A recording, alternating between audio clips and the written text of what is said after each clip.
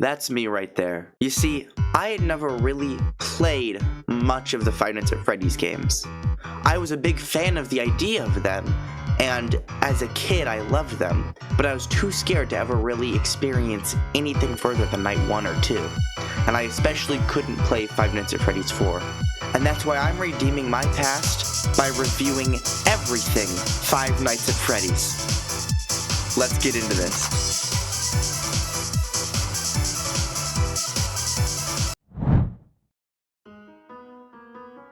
Before we get into Five Nights at Freddy's, I want to cover how we got there first. You see, this is Doofus, Scott's first published game.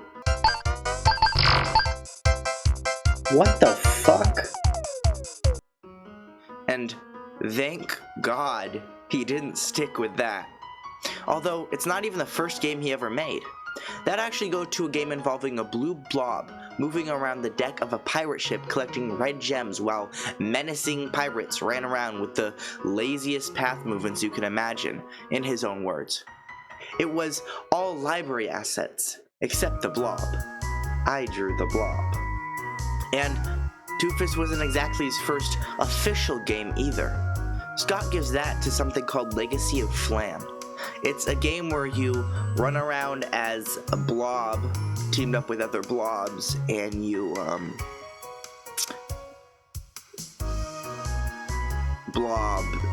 you get these little things that you that change your colors and your blob powers. You see, his mom bought a program called Click and Play when he was 13, and he's been making games ever since. So for a while, that was his life. He worked at a Dollar General to keep food on the table for his kids, but none of his games ever came to much success. For about 12 years, he dedicated his free time to creating Christian movies, and then later, Christian video games. It didn't go well, but he had faith that God wanted him to create those things anyways. And although the creation of Fnaf is told as a result of bad reviews, he actually had pretty good reviews for most of his games. But the issue was, all his Christian projects were financial failures, where he was very disillusioned. He became frustrated with God. Actually, in his words, it was more like a broken heart. He felt like he'd squandered so many years of his life, years that could have been spent going back to college, but were instead spent working on Christian projects that went nowhere. Then he had made a family-friendly game about a beaver. You know the one. But it was criticized heavily. People said the main character looked like a scary animatronic.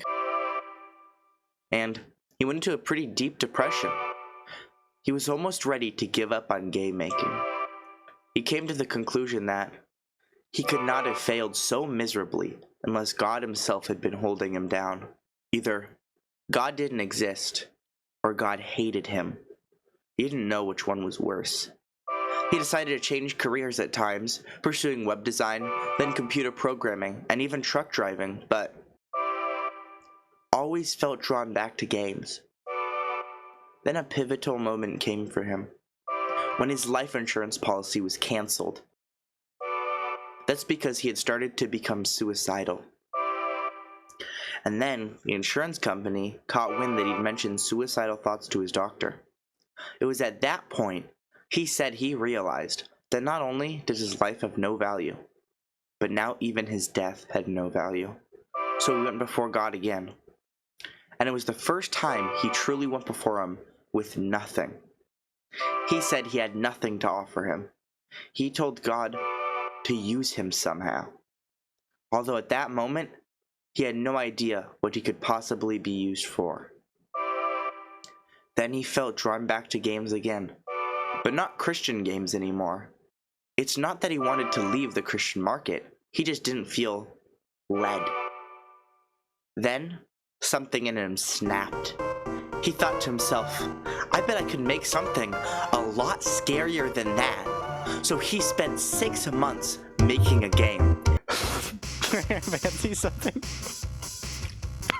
Fancy something a little bit more risky? Check out our page that covers online 36 games for adults.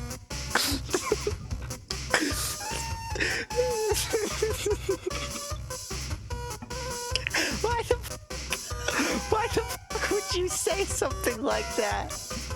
Wait, online? Online? Like multiplayer? Oh my god, what the fuck? Look at this side! You may also like... I missed this on my first go around. If you like Fun and Freddy's, you might also like furry. That's what they're trying to say? Thanks, Indie Game Magazine. Wait. How did I not notice that? At the top of their thing, they have home news about and top games. Where am I? Covering everything that adult gaming has to offer. Okay. So that's like their thing. Oh my god. I'm gonna have to blur all of this. They can't say some of these. They have fucking My Little Pony on here. Why? There's an 18 plus warning. Why would you put the 18 plus warning at the bottom of your thing? Okay. Something in him snapped, and he thought to himself, I bet I could make something a lot scarier than that. So he spent about 6 months making a game, and that game was Five Nights at Freddy's.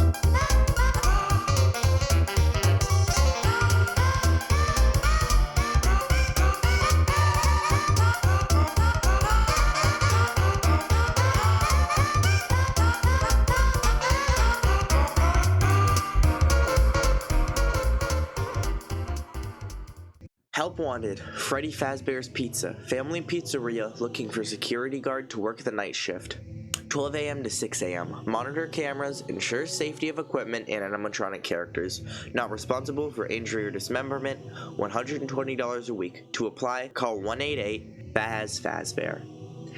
Immediately, I wanted to know what the rest of this image looked like unblurred, so here it is for you guys to enjoy. This is all the exact same set of text here, copy and pasted over and over and over again, but I'll read it to you guys here, skipping out all the blah blah blahs. This ad has nothing to do with anything relevant to the game. Chances are you won't make it past night 3. Yakety snackety. This probably isn't the best choice of a summer job, since you most likely won't survive the week. I'd recommend being a cashier, sack boy, or work in a warehouse. They are all very respectable jobs, and you probably won't be killed by them. Well, you might, but it would be unlikely.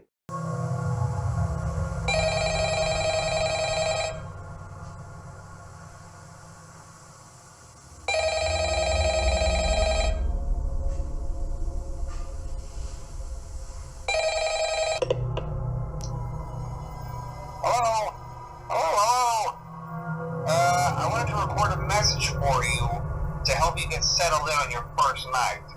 I actually worked in that office before you. I'm finishing up my last week now, as a matter of fact, so I know it can be a bit overwhelming, but I'm here to tell you there's nothing to worry about. You'll do fine. So let's just focus on getting you through your first week, okay? Let's see. First, there's an introductory greeting from the company that I'm supposed to read.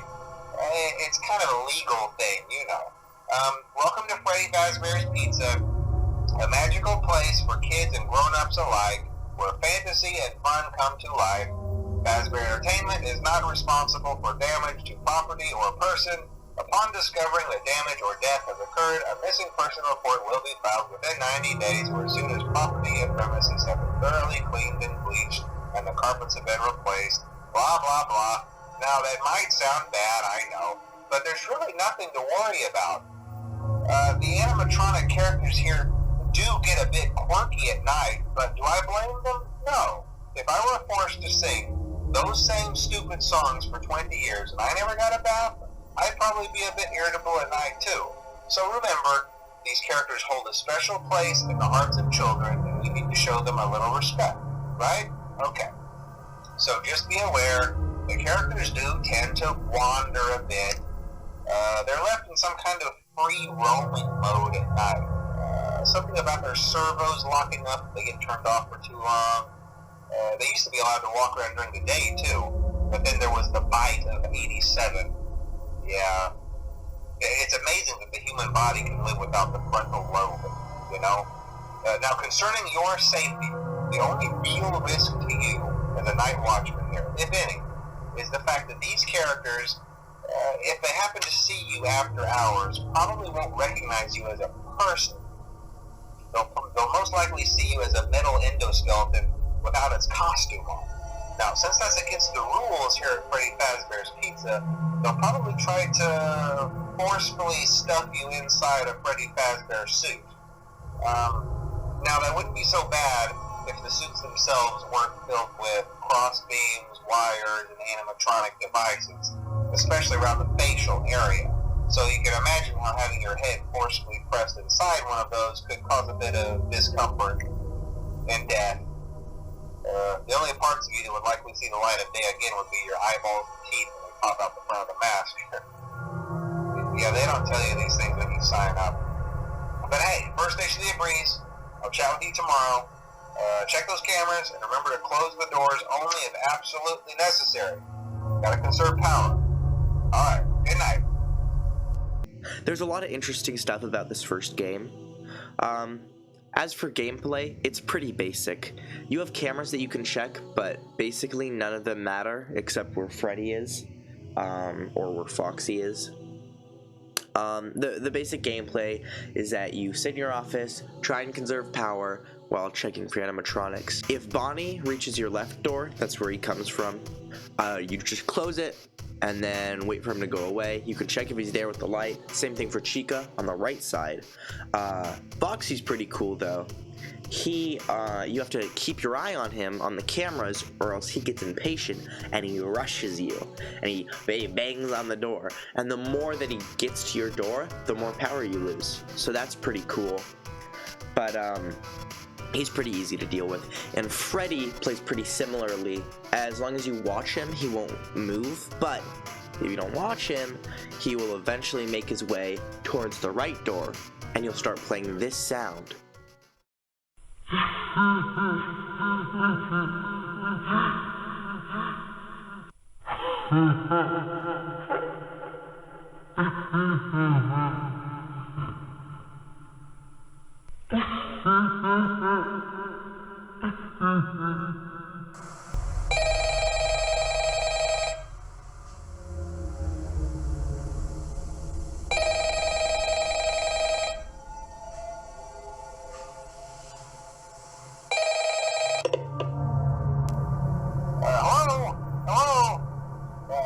Well, if you're hearing this and you made it to day 2, congrats. I won't talk quite as long this time since Freddy and his friends tend to become more active as the week progresses. It might be a good idea to peek at those cameras while I talk, just to make sure everyone's in their proper place, you know. Interestingly enough, Freddy himself doesn't come off stage very often. I've heard he becomes a lot more active in the dark, though, so hey, I guess that's one more reason not to run out of power, right? I also want to emphasize the importance of using your door lights. There are blind spots in your camera views, and those blind spots happen to be right outside your doors. So if you can't find something or someone on your cameras, be sure to check the door lights. You might only have a few seconds to react. Not that you would be in any danger, of course. I'm not implying that.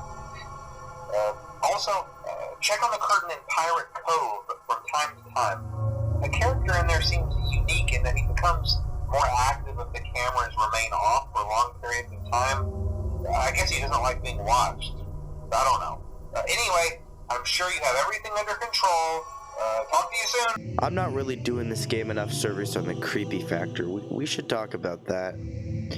What you're seeing is sped up footage without the sound of me playing the game.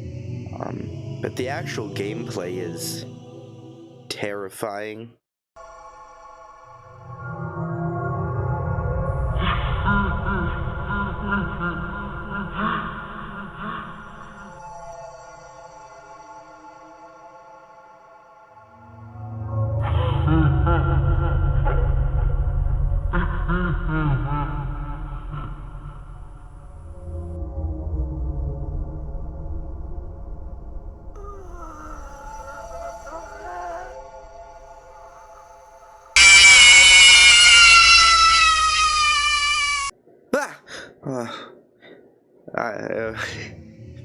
On playback, that got me too.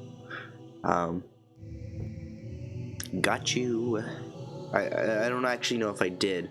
That could have not scared you at all. I wouldn't know. I'm not there. But I probably got one of you guys. So it's scary though, right? You get what I'm saying? Also, that wasn't real. I'm still alive. That was edited. I'm used to it now. Basically everyone is, as the game's been out for eons. But when the game first came out, you have to understand, it really was terrifying. And if you play this game now, not knowing what to expect, or knowing what to expect with all your lights off, I'm sure you'll be scared too. It's a really creepy game. Honestly, it's impressive. The only game I'd really call creepier than Fnaf 1 that I'm gonna cover in this video is the 4th one. But besides that, it's up there. I mean, Fnaf 2 definitely doesn't beat it. Or 3. So I guess what really makes the game creepy is the atmosphere, the sounds. Chica clashing around in the kitchen, and the underlying mystery of all of it as you hear Freddy's creepy laugh. Oh, yeah, the mystery. So, about that.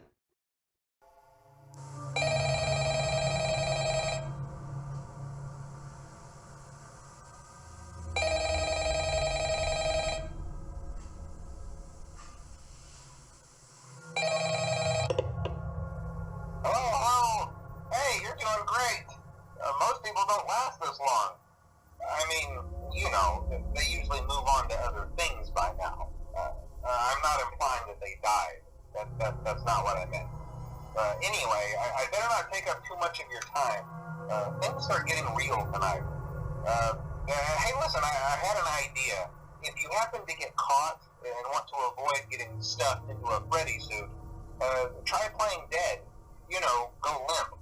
Then there's a chance that maybe they'll think that you're an empty costume instead. Then again, if they think you're an empty costume, they might try to stuff a metal skeleton into you. I wonder how that would work. Yeah, never mind. Scratch that. It's best just not to get caught. Okay, I'll leave you to it. See you on the flip side. Well, to be entirely honest, I don't know where to start. There's a lot to cover. The biggest thing is, It's Me is very prevalent in this game. You can hallucinate it everywhere. Along with that, you'll see the faces of Freddy and sometimes a golden version of him flash on the screen. When dying, you can also see some pretty creepy pictures of either Freddy or Bonnie sometimes, very rarely. The Bonnie one always creeped me out a lot. The way that it's like he's looking at something to the side. Freddy's is pretty creepy too. It has these like human eyes in it, like there's a body inside of him. Sometimes Foxy's sign will say it's me too, and there's this really rare Freddy poster of him taking himself apart, kind of. Sometimes the posters in one of the hallways will change to crying children, or "It's a me" scribbled onto the walls. I guess the creepiest thing out of all of these is the rules for safety. See, usually there's these pictures showing rules for safety at Freddy Fazbear's establishment, but every once in a while, just rarely enough that you might miss it, instead, it's changed to show a clipping of a newspaper. There's 4 different ones you can get, and they all start to bring together a story. Kids vanish at a local pizzeria. Bodies not found. 2 children were reportedly lured into a back room during the late hours of operation at a Freddy Fazbear's Pizza on the night of June 26th. While video surveillance identified the man responsible and led to his capture, the following morning the children themselves were never found and are presumed dead. Police think that the suspect dressed as a company mascot to earn the children's trust. The local pizzeria threatened with shutdown over sanitation. Local pizzeria Freddy Fazbear's Pizza has been threatened again with shutdown by the health department over report of foul odor coming from the much-loved animal mascots. Police were contacted when parents reportedly noticed what appeared to be blood and mucus around the eyes and mouths of the mascots. One parent likened them to reincarnated carcasses. 5 children now reported missing. Suspect convicted.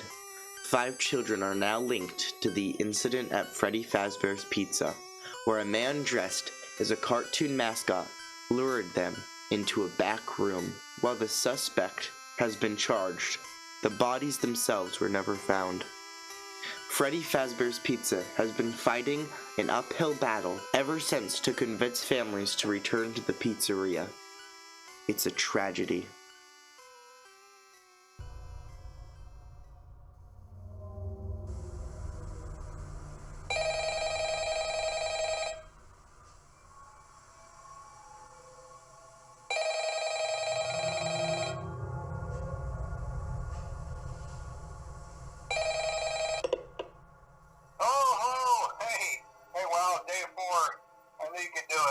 Hey, listen, I may not be around to send you a message tomorrow. It's been a bad night here for me.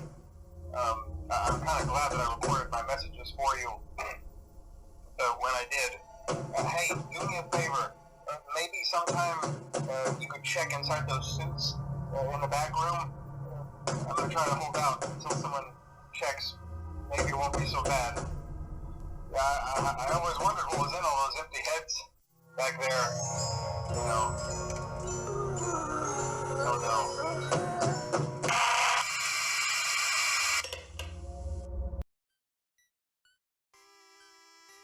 no. Local pizzeria said to close by year's end. After a long struggle to stay in business after the tragedy that took place there many years ago, Freddy Fazbear's Pizza has announced that it will close by year's end. Despite a year-long search for a buyer, companies seem unwilling to be associated with the company. These characters will live on in the hearts of kids. Their characters will live on. It kind of puts together a pretty chilling story.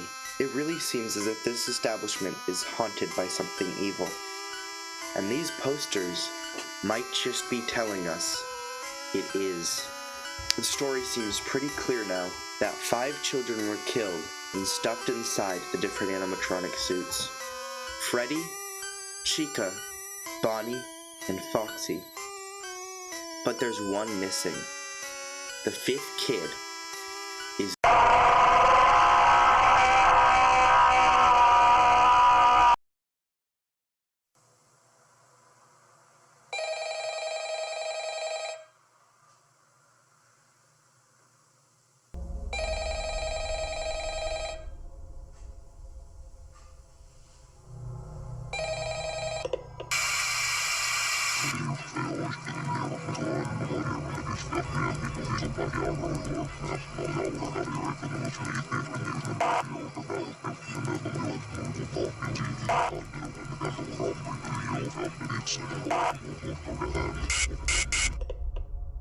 Well, we made it to night 5, so, I've kind of covered everything I wanted to about this game, the gameplay and the story. So all that's really left is, the last few nights, so I'm gonna feed you guys some, fun facts, but mainly skip over most of this. Scott actually decided on the chicken, bear, and rabbit idea pretty quick, but it took him some time considering the 4th animatronic, even though he didn't know he wanted 4.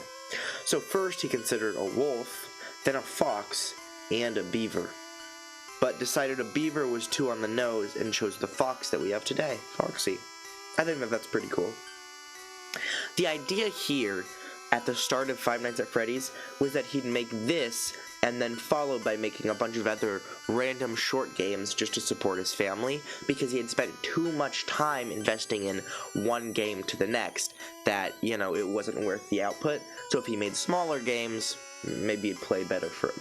He was actually urged by a playtester to take out Phone Guy because of too much exposition, which is funny now, Phone Guy being such a popular guy. Popular phone guy. And his mom told him to take out the killing backstory. So all in all, a lot of different people told him to take out stuff from the game that would kind of ruin the game that we have today. I mean, these things that he was told to take out are kind of what the whole game is. He let his kids play it, actually. He lets his kids play test all of his Five Nights at Freddy's games, which I think is pretty fun. You might think that out of all the animatronics, he'd probably be getting scared a lot, but the only one that really scared him was Bonnie. You see, their story here is that... How does God help you through these? Give me a second. Bow, bow, bow, bow. Bow, bow, bow, bow. Have you scared yourself? He's had some nightmares about Bonnie, actually. He once woke up and thought Bonnie was in his closet and scared the shit out of him. When he first played the game, it was just a PNG of Bonnie for the jump scare, and it wasn't like an animated jump scare. And he play tested the game, and he sat there waiting for Bonnie to come get him. But slowly he started to become genuinely, like, kind of terrified. And then the PNG of his face appeared on screen, and it really scared him. So as a fun little thing, he actually included a little chance that when you get jump scared, you get a little PNG of Bonnie. When the game started to get popular, him and his wife would constantly check the download count every so often, about every hour. And just get excited about how much their game was getting downloaded.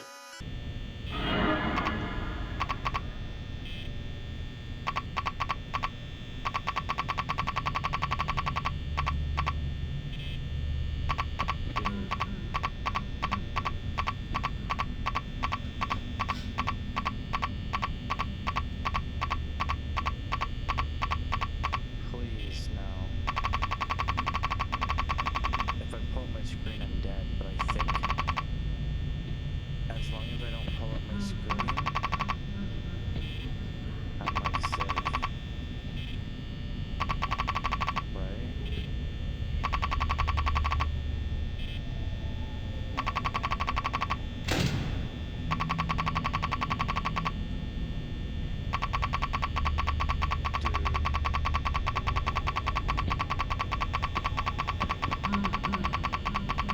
Come on.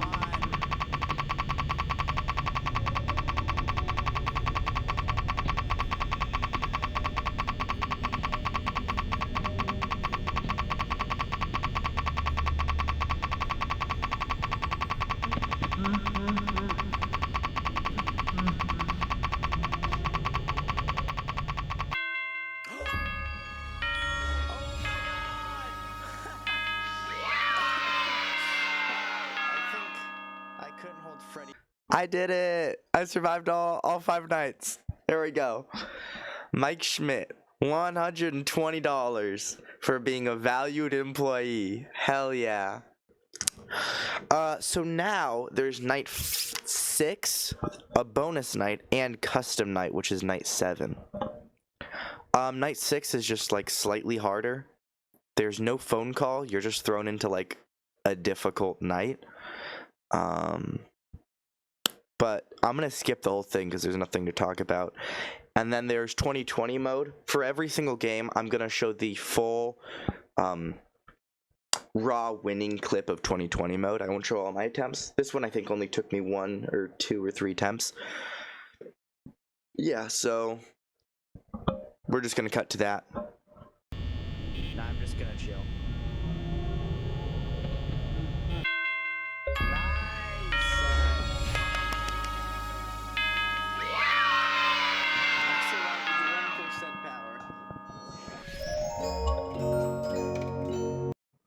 Alright, there we go again. Mike Schmidt, $120 and 50 out of 100. Whatever the hell that means. Employee of the month. Hello, current right now me here. I'm actually gonna voice over a little bit of this gameplay, just to explain what I'm doing. So right here, I'm flipping up my camera to check where Foxy is, and then check the stage to see where everyone is. That's just so I can tell when I need to check the points. But you can see they immediately went away, so I'm just on Pirate's Cove. And that left means Freddy's at the right door. So every time I pull out my camera, I just shut the right door, or else there's a chance that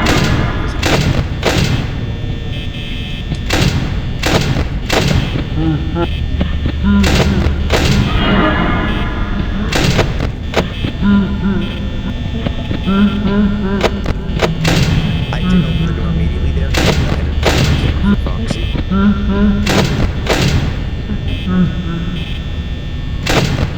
I'm pretty quiet. So the first two games, I set my volume way down so you couldn't hear me. But right here, I'm just genuinely talking. Which is why for the first two nights, I showed really none of my present dialogue, like none of my reactions when I was actually playing. But for games 3 and 4, which kind of works because games 1 and 2 I had already played the first 5 nights when I was a kid, and everything after that I hadn't really played any of, so it works out in the end.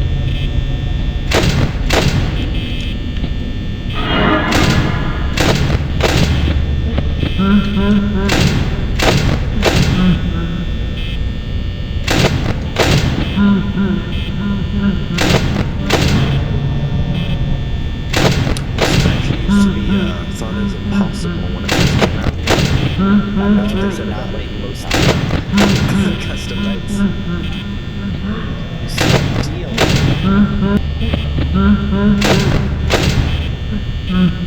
I'd be at 2 a.m.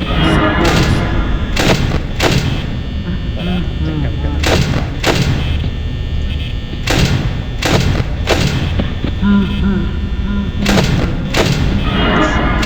As much power as possible.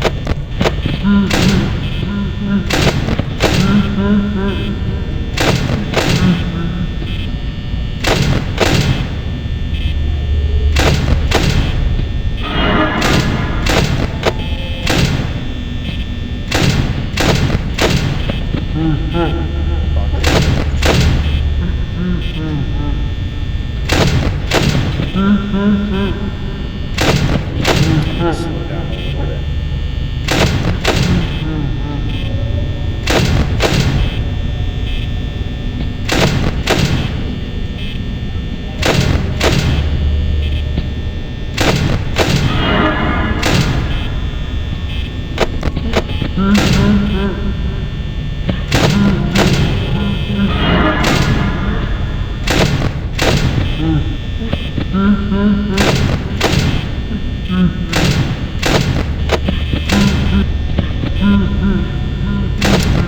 This is actually one of the longest segments of Freddy's Nights. So different games have different nights. The default kind of became 6 a.m. But for Fnaf 1, it's like 8 minutes and 45 seconds or something.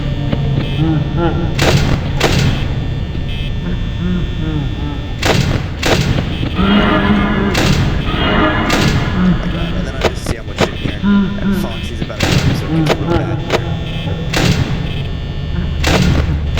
And then it's like 2 a.m.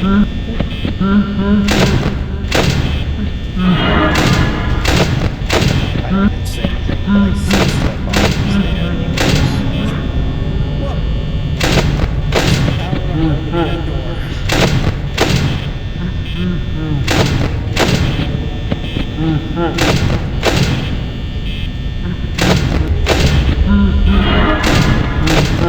Better Fnaf strategies for beating first Fnaf 1's 20, or 420 or 2020, whatever you want to call it. This is just the one I think we're making time.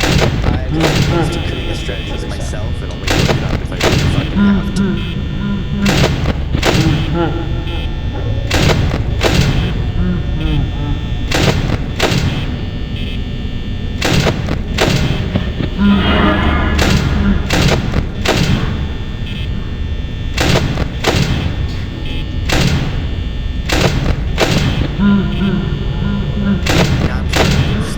I'm trying to conserve power, so I start to do everything a little bit slower.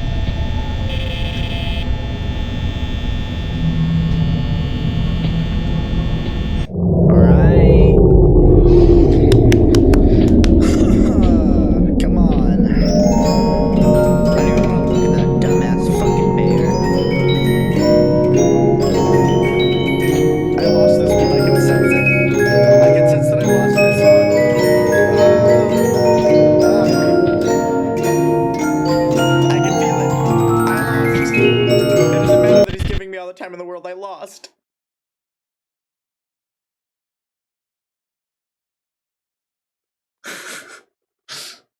There we go.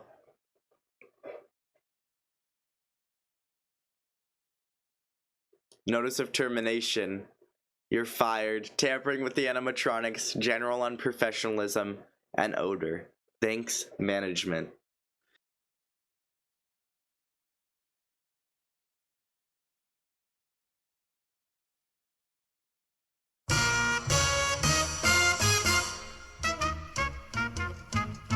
Hello, everybody. Hey, my name is Markiplier, and welcome to Five Nights at Freddy's, an indie horror game that you guys suggested en masse, and I saw that Yami Mass played it, and he said it was really, really good. So I'm very eager to see what is up, and that is a sweet.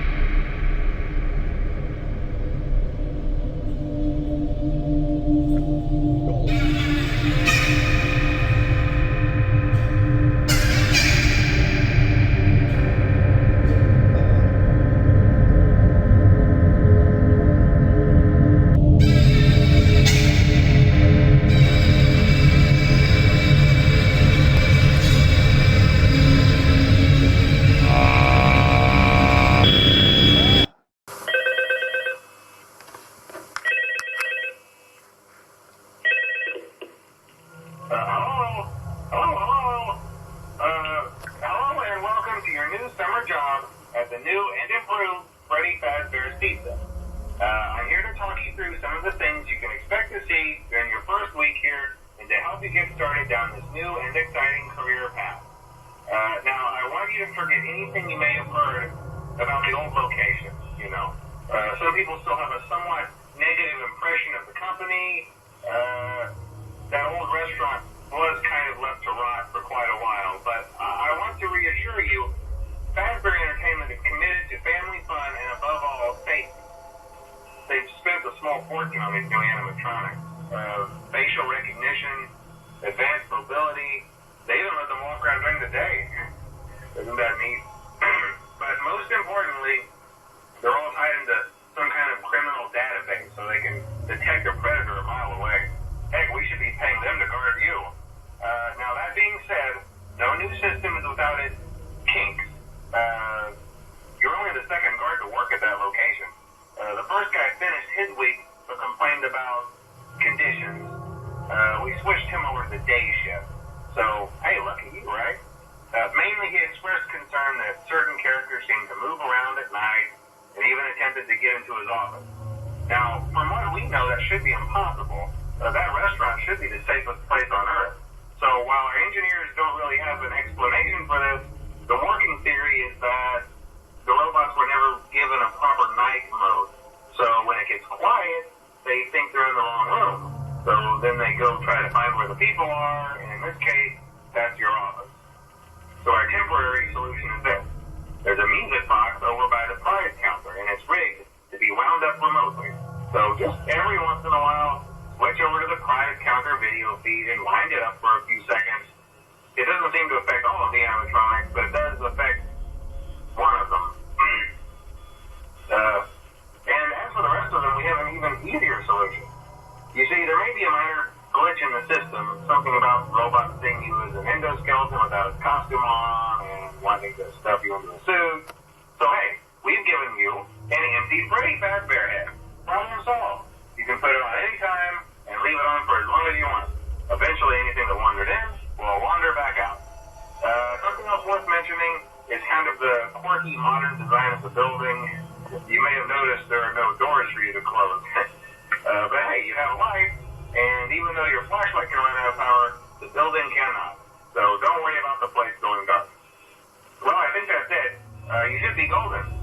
Check the lights, put on the Freddy head if you need to. Keep the music box wound up. Piece of cake. Have a good night, and I'll talk to you tomorrow.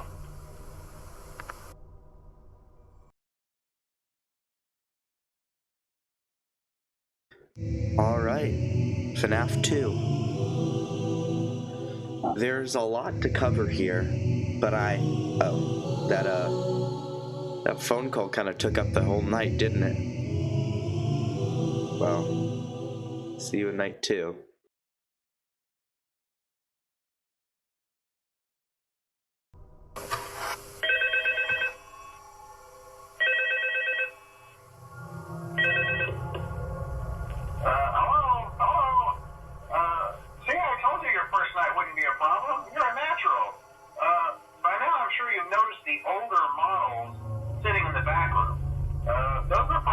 previous locations, and we just use them for parts now. The idea at first was to repair them. They even started retrofitting them with some of the newer technology, but they were just so ugly, you know, and the smell. So the company decided to just go in a whole new direction and make them super kid-friendly.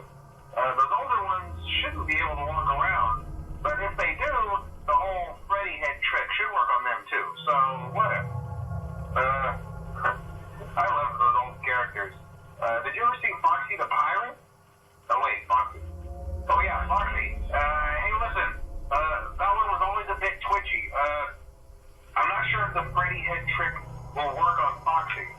If for some reason he activates during the night, and you see him standing at the far end of the hall, just flash your light at him from time to time. Those older models would always get disoriented with bright light. You would call the system restart or something. Come to think of it, you might want to try that on any room where something undesirable might be. You might hold him in place for a few seconds. That glitch might carry it over to the newer models too. One more thing. Don't forget the music box. I'll be honest, I never liked that puppet thing. It's always thinking that it can go anywhere. I don't think the Freddy mask will fool it, so just don't forget the music box. Anyway, I'm sure it won't be a problem. Have a good night, and I'll talk to you tomorrow. This game plays a lot different to the first one. Although you still have your cameras, it doesn't waste any power to use them. And there's no doors either. The only thing that uses any power is your flashlight on the cameras or in the main office. These are used to light up areas so you can see where an animatronic is and also stuns them in their place. The biggest change is the fact that now there's no doors.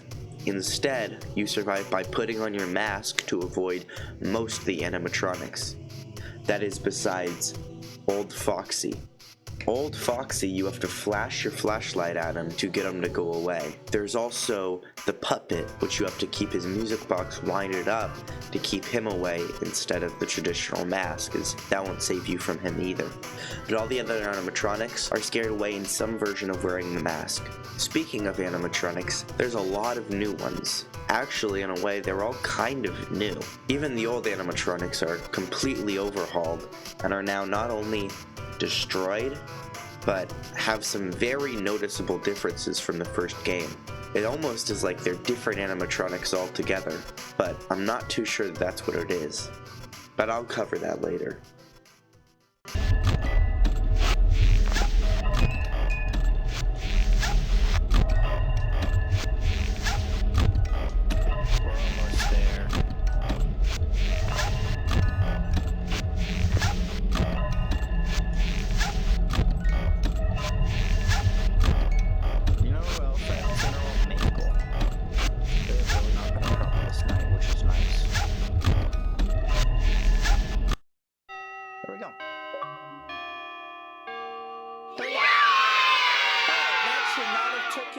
What was like 5 attempts, but he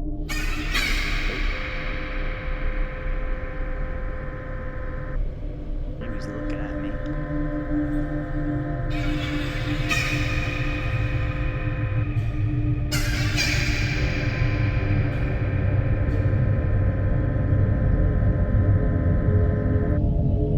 This place is so good. It's the chicken Moses.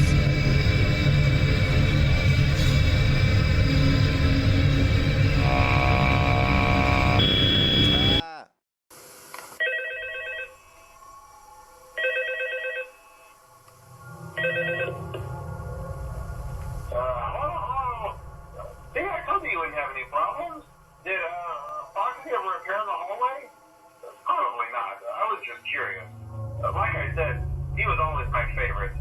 They tried to remake Foxy, you know? They thought the first one was too scary, so they redesigned him to be more kid-friendly and put him in Kids Cove to keep the toddlers entertained, you know. But kids these days just can't keep their hands to themselves. The staff literally had to put Foxy back together at the end of every shift. Eventually they just stopped trying and left him in some kind of take-apart, put-back-together attraction. Now he's just a mess of parts. I think the employees refer to him as just the mangle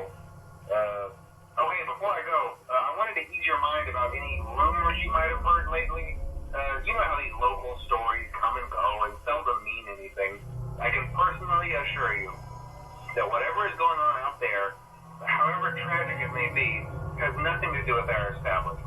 It's just all rumor and speculation, people trying to make a buck, you know. Our guard during the day has reported nothing unusual, and he's on watch from opening till close. Okay, well anyway, hang in there and I'll talk with you tomorrow. Scott already knew from the second he started playing this that he wanted it to be a lot more of a chaotic game. And it does that job well. Five Nights at Freddy's 2 is 100% without a doubt the most chaotic game out of the first four. And even though past that there are some games that beat it, it's still high up there as one of the most chaotic and difficult Five Nights at Freddy's games to this day. Let's go over the new animatronics. I love these character designs, with Chica missing her hands being absolutely terrifying. Freddy just has this weird thing to his face. He almost looks like empty in the weirdest way. Actually, all the old animatronics are. Foxy is noticeably even more broken and withered than before. And Bonnie is missing his entire face, which is terrifying and really cool at the same time. But it's not just the withered animatronics that stand out to me. The toy animatronics have their own things too. With Chica missing her beak and having those empty eyes when she's in the vents and crawling into your office. Bonnie having the same thing of these terrifying empty eyes and a super rare screen that you can get when he kills you. Freddy, I'll be honest, Toy Freddy's the only one that isn't scary at all. Balloon Boy is just fucking annoying. Mangle not only looks terrifying, but is terrifying as an idea. As being an animatronic repeatedly torn apart and mangled into a mess of scraps day in and day out, not even being fixed at the end of shifts anymore. And Puppet, with his weird supernatural-like powers.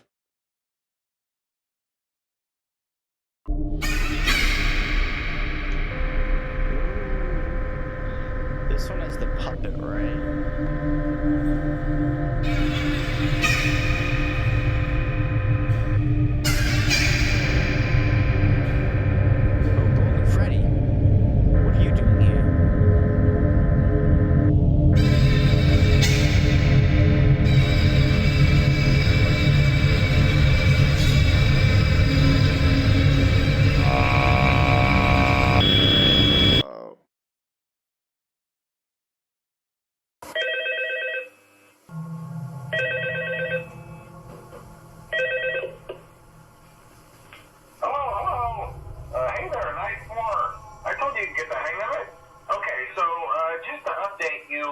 There's been somewhat of an investigation going on. We may end up having to close for a few days. I don't know. I want to emphasize, though, that it's really just a precaution. Fazbear Entertainment denies any wrongdoing. These things happen sometimes. It'll all get sorted out in a few days. Just keep an eye on things, and I'll keep you posted. Just as a side note, though, try to avoid eye contact with any of the animatronics side if you can. Someone may have tampered with their facial recognition systems. We're not sure. But the characters have been acting very unusual, almost aggressive toward the staff. They interact with the kids just fine, but when they encounter an adult, they just stare. Anyway, hang tight, it'll all pass. Good night. There's also two secret animatronics, being Shadow Freddy and Shadow Bonnie, who sometimes appear in your office and in the old spare parts room, but not much about them is known. There's also JJ, who will sometimes appear below your desk and just stare at you, which looks to be a pink and blue balloon boy. And Nolo 2, who's an exoskeleton without its suit, who will sometimes appear in the prize corner or the left air vent, which is very creepy. And there's the Paper Pals, which sometimes appear as black instead of colorful in the hallway, and the small chance that they'll appear in your office. But the creepiest secrets out of all of them has to be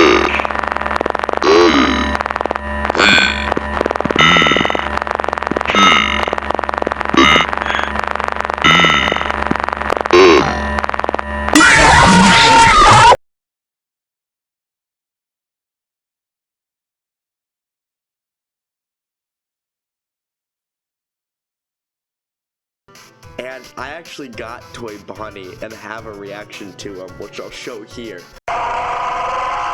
He scared the shit out of me. He's so scary. But I love how creepy these renders are. Another thing that I think is really good in this game is the way that it again uses sounds.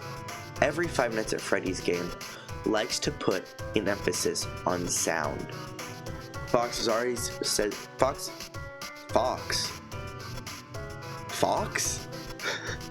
Scott has always said from the start of the games that he wanted to make sure that his games incorporated something with sound. Fnaf 1 did that in only a few ways that were actually very advantageous. I'd say Freddy's laugh and the noises Chica makes in the kitchen telling you that she's in the kitchen, which means she can't be at your door.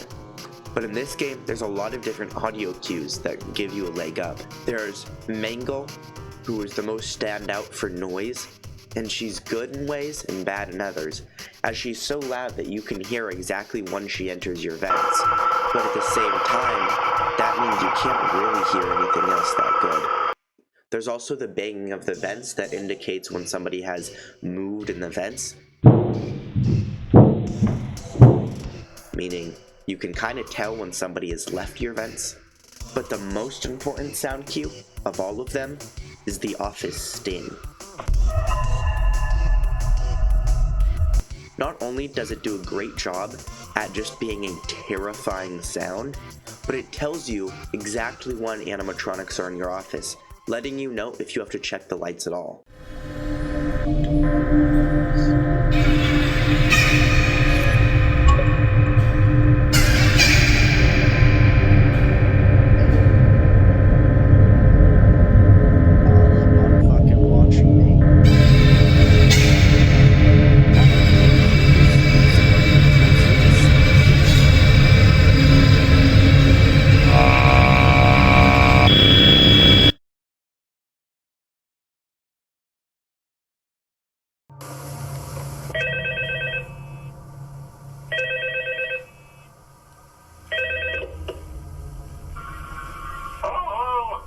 Good job, night 5. Hey, keep a close eye on things tonight, okay? From what I understand, the building is on lockdown. No one is allowed in or out, you know, especially concerning any previous employees. When we get it all sorted out, we may move you to the day shift. A position just became available. We don't have a replacement for your shift yet, but we're working on it. We're going to try to contact the original restaurant owner. I think the name of the place was Fredbear's Family Diner or something like that. It was closed for years, though. I doubt we'll be able to track anybody down. So just get through one more night. Hang in there. Good night. There's a few mini games that there's a small chance you can randomly get that help us piece together the story more. So this is the timeline now. At the start, we have Freddy's Family Diner, the first Five Nights at Freddy's restaurant, which is mentioned a few times by Phone Guy. Here, we see a kid get killed outside the Cupcakes minigame. That kid is the puppet. So now we skip forwards. Then there's another restaurant that's never actually shown in-game.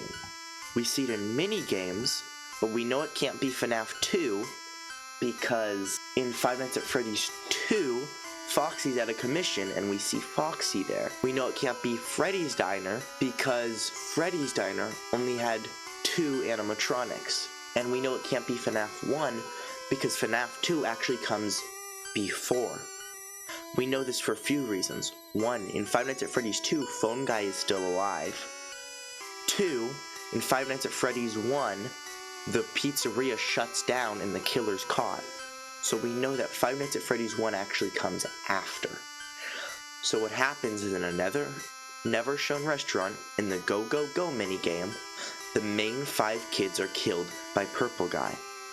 Then, The puppet gives gifts and gives life by putting the main 4 animatronics, Freddy, Chica, Bonnie, and Foxy, into their animatronics, letting them move around.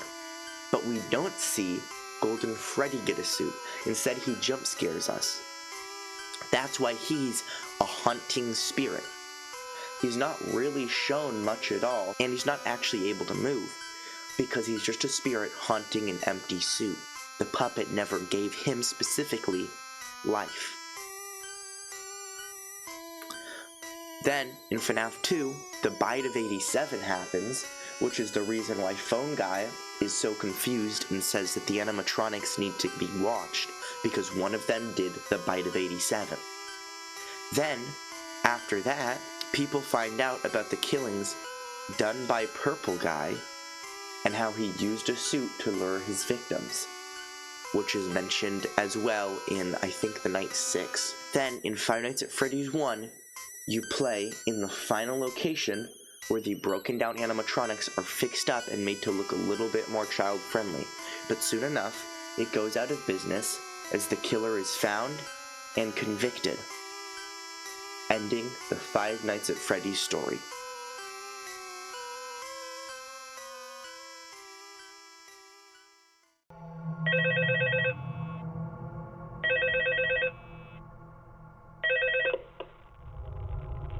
Hello?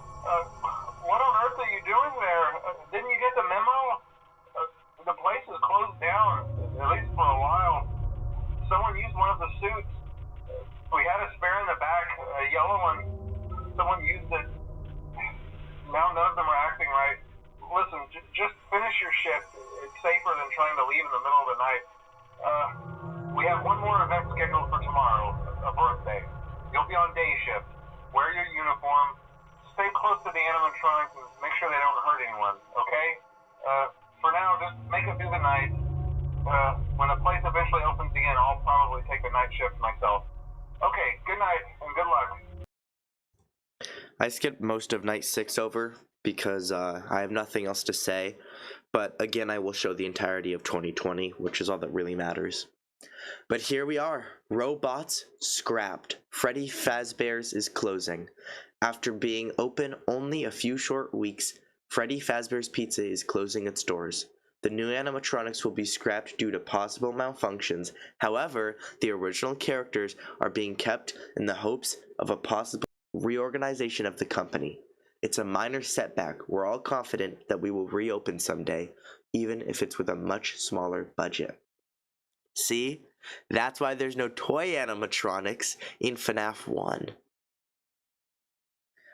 Also, this background blurry text, it's the same shit. You can make it out from certain words, this and probably, very. It's all saying you won't make it past the fucking night. Blah, blah.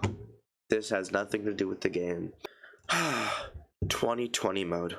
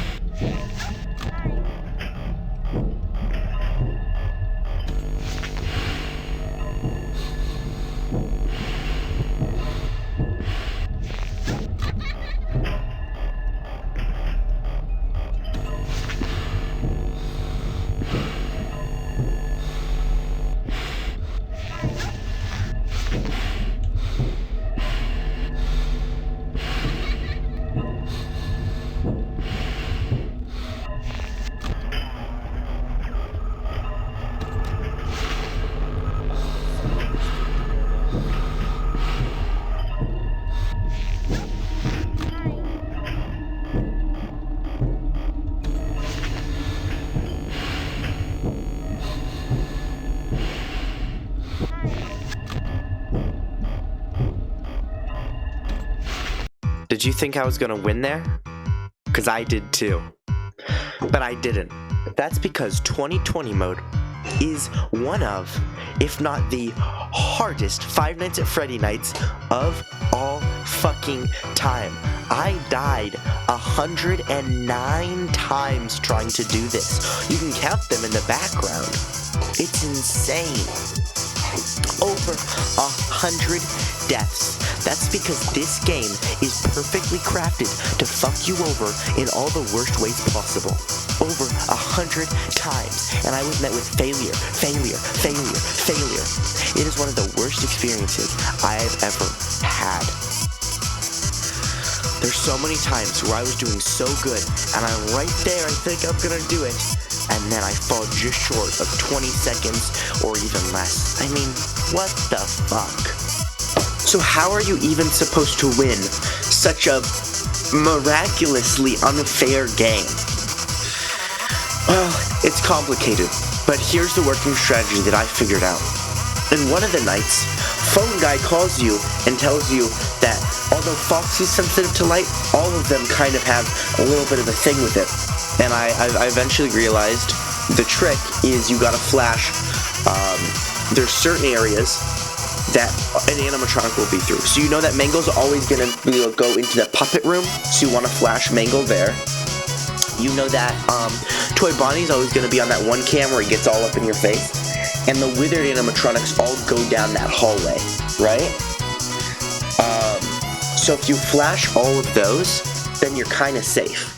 It turns out it took the community years to figure out that you could do this. Really? So the trick I found out was to flash from the start of the night, I flash all of those areas after just a few seconds of getting into the night where all the animatronics are going to be there, right? And that holds them off for a little bit. Now, other community members have refined this so they can do that the whole night. I can't do that. Because here's the issue. It doesn't stop Foxy, it doesn't stop the pup, and it doesn't stop Balloon Boy. Balloon Boy is the biggest fucking asshole. Balloon Boy ruins the whole thing. Because Balloon Boy will go into your event and just sit there. And sit there and sit there and sit there. It's the worst thing ever. So it's kind of a luck thing, really. But you flash them, hold them off, and then eventually, the second that a withering animatronic gets in your office, that's when you go into phase 2 of the plan. Is you flip up your monitor, wind the music box for so many ticks, I forgot the exact count, then you flip down your monitor, immediately flip down your mask, then flip up your mask immediately. If there's a withered or something else staring at you in your office, you won't be able to. Then you wait a little bit for not only them to go away, but a little bit extra so the vent animatronics clear out too. Although that won't always stop Toy Bonnie. And then you flip up your mask, flash the hallway, immediately turn to the right vent, flash that, check if Toy Bonnie's there. If Toy Bonnie's there, you flip down your mask and you pray to God. If he isn't there, you flip up the monitor and you wind up the music box, rinsing and repeating these steps until the night ends. And that's basically the whole thing. You gotta improvise a little bit when shit hits the fan, but that's the whole thing. Does it sound easy? Because it isn't. It's like luck. It's like luck based. Fucking sucks. I hate it. Because the fact is, this whole game is crafted to be mine, everybody else's, and even your perfect fucking nightmare.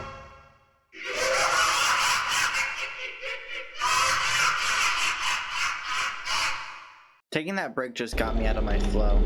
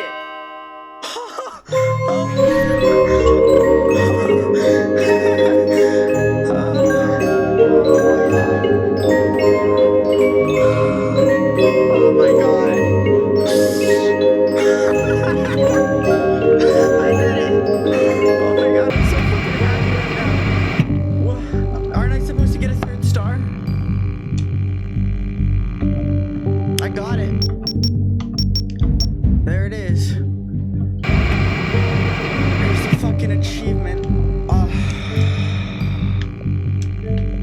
Oh my god.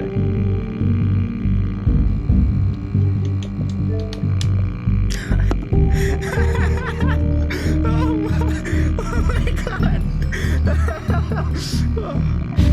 Oh my god. I'm so fucking happy right now. I gotta close that shit. I'm so fucking happy right now.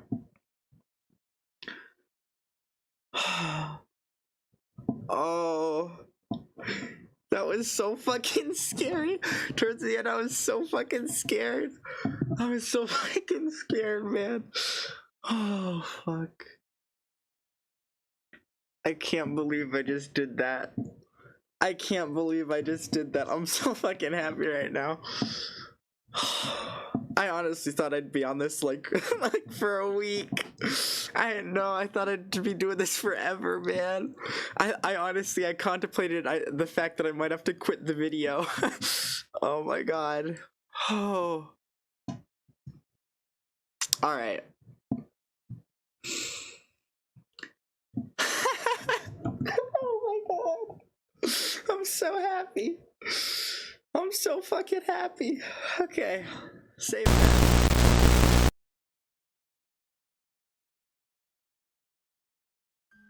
After the success of these first two games, Scott knew that he had to end off the series with a bang, and he planned something spectacular. To this day, a game that people still count as one of the best Five Nights at Freddy's games of all time. It all started with a single teaser. On December 6th, 2014, Scottcawthon added this image to his website. At a first glance, it appears to be nothing more than a black image that reads offline in white text, but if adjusted to add more brightness, you'll see a large 3. And that wasn't all. Then, in the source code, Five Nights at Freddy's, 30 years later, only 1. These words appeared in the source code. As of January 2nd, a new image replaced the offline screen, featuring an animatronic that for some reason was thought to be Golden Freddy? Look at this and tell me it looks anything like Golden Freddy. What the f are you talking about? Golden Freddy? Really? Hey guys, I think it's Golden Freddy. It's not gold. When checking the source code now, the word I remain would appear. Then a third teaser was released. This one's my favorite. It shows a box of like all the scrapped animatronics. If you brighten the image, besides him, you see Springtrap. Did you guys think this was Golden Freddy too? Anyway. After that, an image showing the new map was posted, and then something that said Guess Who 10, which showed Balloon Boy, and I genuinely don't know what the 10 was about. And then the final teaser showed 2 more withered animatronics with the words, "It's all in your mind." Finally, Scott's account got hacked.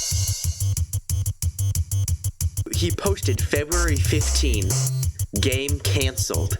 It's true, I was hacked and the game is canceled. Someone released it for free here.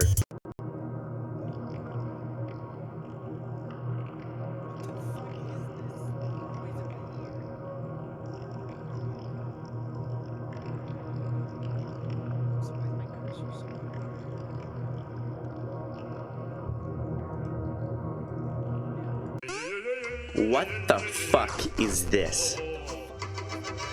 This was the first of Scott's joke games. He started doing this for almost every single game in the series after this point, where he'd release a troll version of the game claiming to be hacked. Obviously, he wasn't really, and the game was posted a little bit later. Now, a little bit less known fact about these troll games, most of the ones are all actually reskins of some of Scott's older games. This one, for example, is a game called There Is No Pause Button.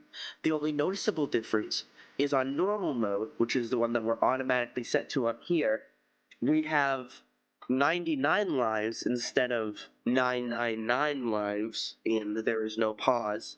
On the harder difficulties, being hard and very hard, the only noticeable change is the fact that a red ball is added that follows you, meaning that when you stop on a wall to time up jumps, you can't be there for too long or else you get killed by the red ball.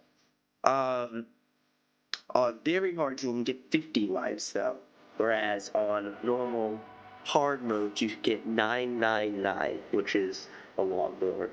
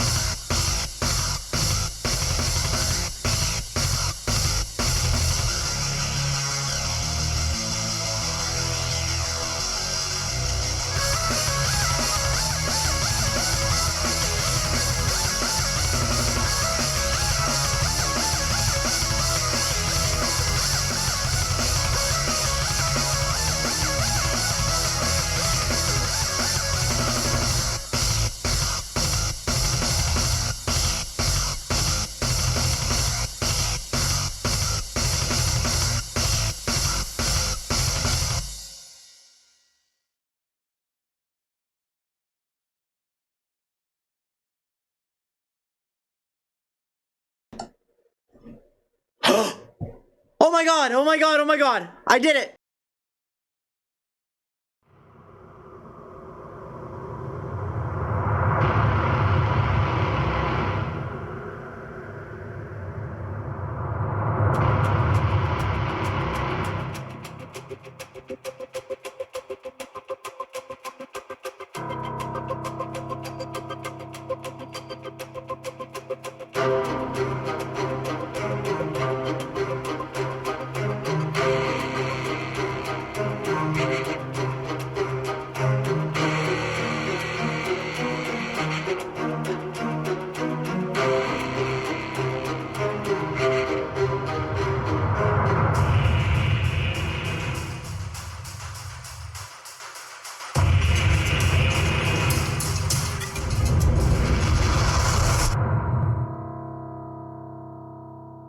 Coming soon, Fazbear's Fright, the horror attraction. Local amusement park is getting ready to scare your socks off with a new attraction based on the unsolved mysteries of Freddy Fazbear's Pizza. Featuring actual relics from the old pizzeria, this new attraction is guaranteed to bring back your childhood in the worst possible way. Let's read what we have here. There's actually a lot instead of repeating the same few lines. There's a good amount of stuff to work with here. Finally. Looking back on many of my old games, I've found that there's always a broken down robot in them. I'm not sure why this seems to be such a theme in my recurring games, but it's obvious that it's something haunting me. Before I began work on Fnaf, I had to choose what game to make out of 3 potential games. Knowing that it might be my last try before having to start a new career, I was choosing between a sequel to Desolate Hope, a remake of my first game, Legacy of Fnaf, or a new idea about animatronics and security cameras. While working on the first game, I started a crowdfunding campaign for it. I raised exactly $0. Fun fact, the names Freddy, Bonnie, Chica, and Foxy were just nicknames while I was working on the characters. I was planning on giving them official names later, but had grown very fond of them by the time the game was done. In the original game, Freddy was never originally meant to move around the diner and was only meant to get you if your time ran out. This was changed before release. In real life, I tend to have waking nightmares, meaning that I walk in my sleep, etc. One night, I dreamt Bonnie was in the hall outside my door, so I jumped out of the bed and rushed to hold the door shut. I discovered that the door was locked, and it filled me with dread. In Fnaf 1, when the doors don't work, it means something is already in your office. So when I felt that the door was locked, I felt like Bonnie was in my bedroom and was about to get me. Thankfully, I woke up. I actually modeled the Foxy character on my laptop while riding on a 24-hour drive to visit my in-laws over the summer of 2014. It's very difficult to model a character on a bumpy car ride. Maybe this is why Foxy looks so torn up. While we were there visiting, my kids got to experience Foxy's jump scare for the first time.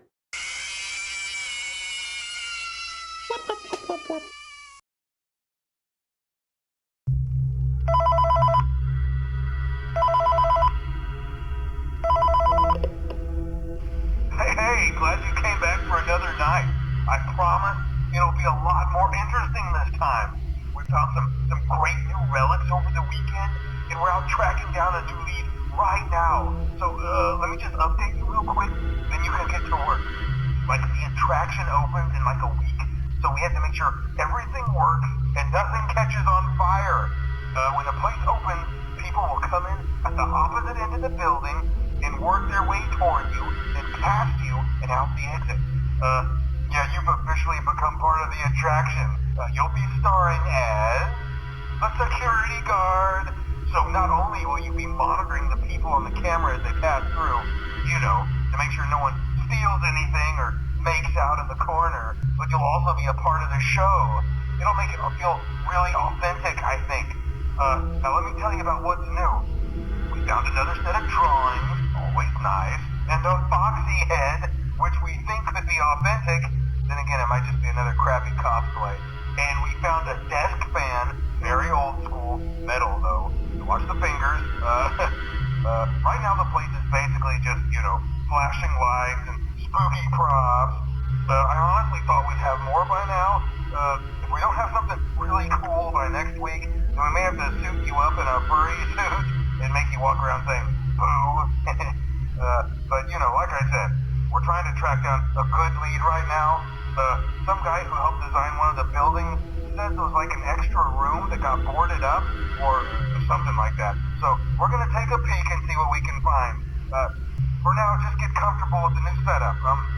You can check the security cameras over to your right with the click of that blue button. You can toggle between the hall cams and the vent cams. Then over to your far left, you can flip up your maintenance panel. Use this to reboot any systems that may go offline. In trying to make the place feel vintage, we may have overdone it a bit. Some of this equipment is barely functional. Yeah, I wasn't joking about the fire. That's a real risk. The most important thing you want to watch for is the ventilation. Look, this place will give you the spokesman, and if you let that ventilation go offline, then you'll start seeing some crazy stuff, man. Keep that air flowing. Okay, keep an eye on things, and we'll try to have something new for you tomorrow night.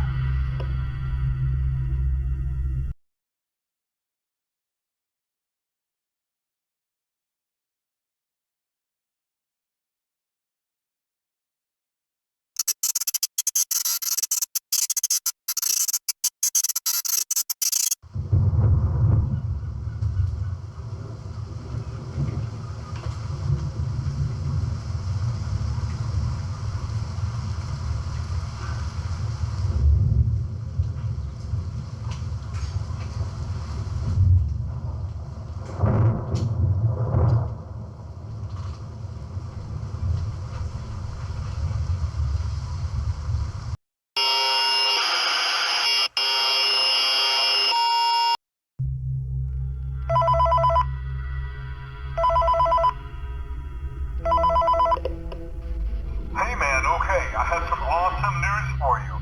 First of all, we found some vintage audio training cassettes. Dude, these are like prehistoric.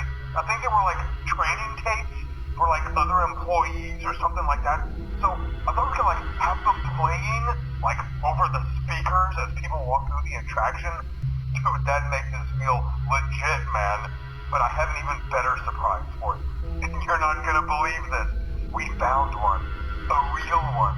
Gotta go, man. Well, look, it's in there somewhere. I'm sure you'll see it. Okay, I'll leave you with some of this great audio that I found. Talk to you later, man. Hello? Welcome to your new career as a performer/entertainer for Freddy Fazbear's Pizza. These tapes will provide you with much-needed information on how to handle/climb into/climb out of mascot costumes. Right now, we have two specially designed suits that double as both animatronic and suit. So please pay close attention while learning how to operate these suits, as accidents/injuries/deaths/irreparable and grotesque maiming can occur. First, we will discuss how to operate the mascots when they are in animatronic form. For ease of operation, the animatronics are set to turn and walk towards sound cues. This is an easy and hands-free approach to making sure the animatronics stay where the children are for maximum entertainment/crowd-pleasing value. To change the animatronics to suit mode, insert and turn firmly the hand crank provided by the manufacturer. Turning the crank will recoil and compress the animatronic parts around the sides of the suit, providing room to climb inside. Please make sure the spring locks are fastened tight to ensure the animatronic devices remain fixed. We will cover this in more detail in tomorrow's session. Remember to smile. You are the face of Freddy Fazbear's Pizza. So here it is. After a long wait, Five Nights at Freddy's 3. This game, originally supposed to be the end of the franchise as a whole, stands as almost a boss fight against the only remaining animatronic. All other animatronics that you might see are phantoms. If one of them jump scares you, instead of dying, one of your systems will go out, that being audio, ventilation, or cams. But if Springtrap, the main animatronic, reaches your office, you die. The way that you play this game is you either look for him on the cameras and play audio to lure him around the establishment, trying to keep him away from your office, playing almost some kind of twisted game of hide and seek. Or, if he enters one of your vents, you have to seal away the vent to stop him from entering your office that way.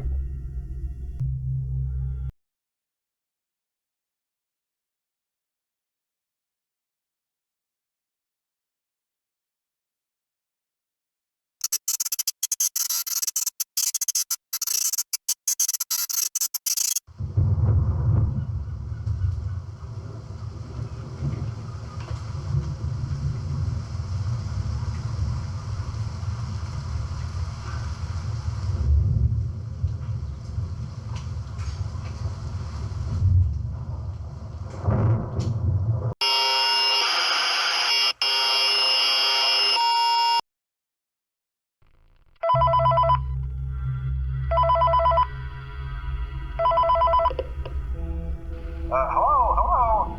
For today's lesson, we will be continuing our training on proper suit handling techniques. When using an animatronic as a suit, please ensure that the animatronic parts are tightly compressed and fastened by the spring locks located around the inside of the suit. It may take a few moments to position your head and torso between these parts in a manner where you can move and speak. Try not to nudge or press against any of the spring locks inside the suit. Do not touch the spring locks at any time. Do not breathe on the spring locks, as moisture may loosen them and cause them to break loose. In the case that the spring locks come loose while you are wearing a suit, please try to maneuver away from populated areas before bleeding out, as to not ruin the customer experience. As always, if there is ever an emergency, please go to the designated safe room. Every location is built with one extra room that is not included in the digital map layouts programmed into the animatronics or security system. This room is hidden to customers, invisible to animatronics, and is always off camera. As always, remember to smile. You are the face of Freddy Fazbear's Pizza. Now, something that I haven't talked about in a little bit is how this game uses fear. Everything about this game is designed to be terrifying. From the fact that you can get jump scared multiple times in a night, the way that the whole game is built around taking away one of the three things you need to survive, but most importantly, the sound. What do you think? What do you feel when you hear this noise? The longer you listen to it, the more a sense of anxiety starts to creep in. More and more. This is the sound that plays when an animatronic is in your office, or close to it, most notably Springtrap. If he's on cam 4, 3, 2, or right there in your office, this sound plays, getting louder the closer he is. But it also plays when a phantom is in your office, making it so you can never be too sure about who's who and what's going on. All of that works together to build fear. The kind of fear that goes from slowly creeping up on you to right in your face in seconds. The sound design in this game is phenomenal. You'll see it a little bit later on when we talk about the lore minigames and the way that it uses lullabies there too.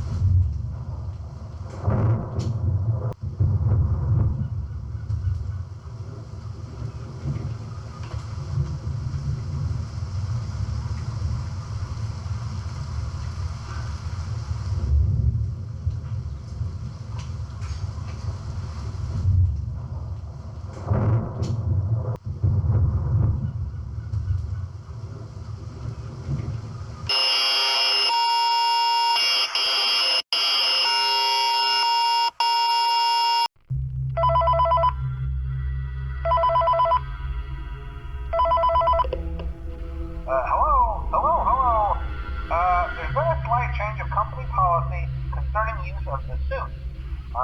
Don't. After learning of an unfortunate incident at the sister location involving multiple and simultaneous spring lock failures, the company has deemed the suit temporarily unfit for employees. Safety is top priority at Freddy Fazbear's Pizza, which is why the classic suits are being retired to an appropriate location while being looked at by our technicians. Until replacements arrive, you will be expected to wear the temporary costumes provided to you. Keep in mind that they were found on very short notice, so questions about appropriateness/relevance should be deflected. I repeat, the classic suits are not to be touched, activated, or worn. That being said, we are free of liability. Do as you wish. As always, remember to smile. You are the face of Freddy Fazbear's Pizza. Now for the secrets. There's a good few, but most of them are worthless. A cupcake can appear in your office. Some paper pals can appear in your office. There's a few different versions of drawings of posters that you can appear on different cams.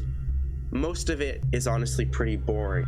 There was also a post a while back, but still weirdly recently for it to be a Fnaf 3 hoax.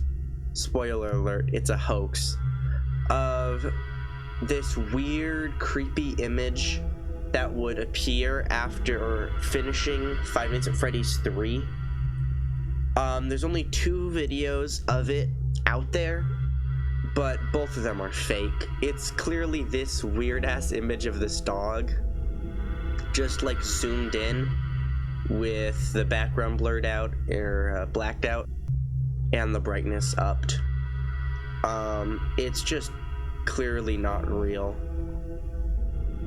There are 2 Easter eggs that are very interesting though. One where Shadow Freddy can appear in your office, which kind of gives you that golden Freddy that's actually missing in this game. But more importantly, I want to paint you a picture. I want you to imagine booting up this game in the middle of the night. Maybe you're a bit younger as a kid. Maybe you're supposed to be asleep, but you're not. And you load up Five Nights at Freddy's 3. The new game that you just got and you're so excited to play. And then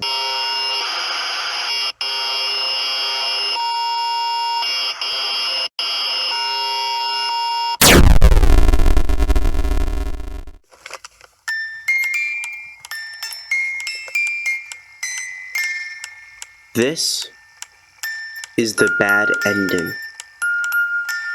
This is exactly what happens when you beat Night 5 without doing anything else.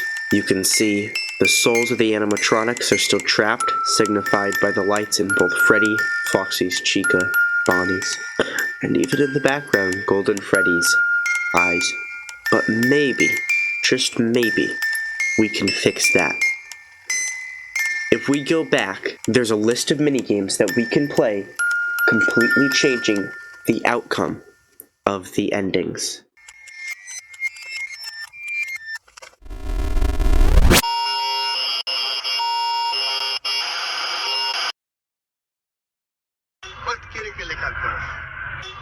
Now, obviously, I'm not going to drag you all the way back through the entire game again, but I will show you the minigames.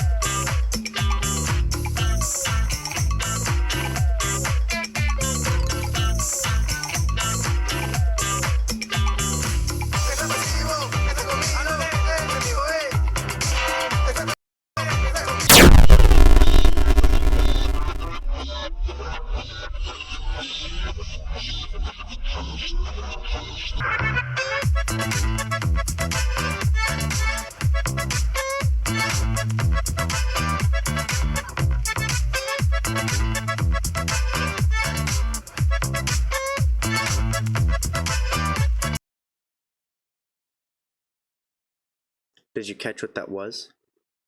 The soul of every child, given cake, now ready to be put to rest.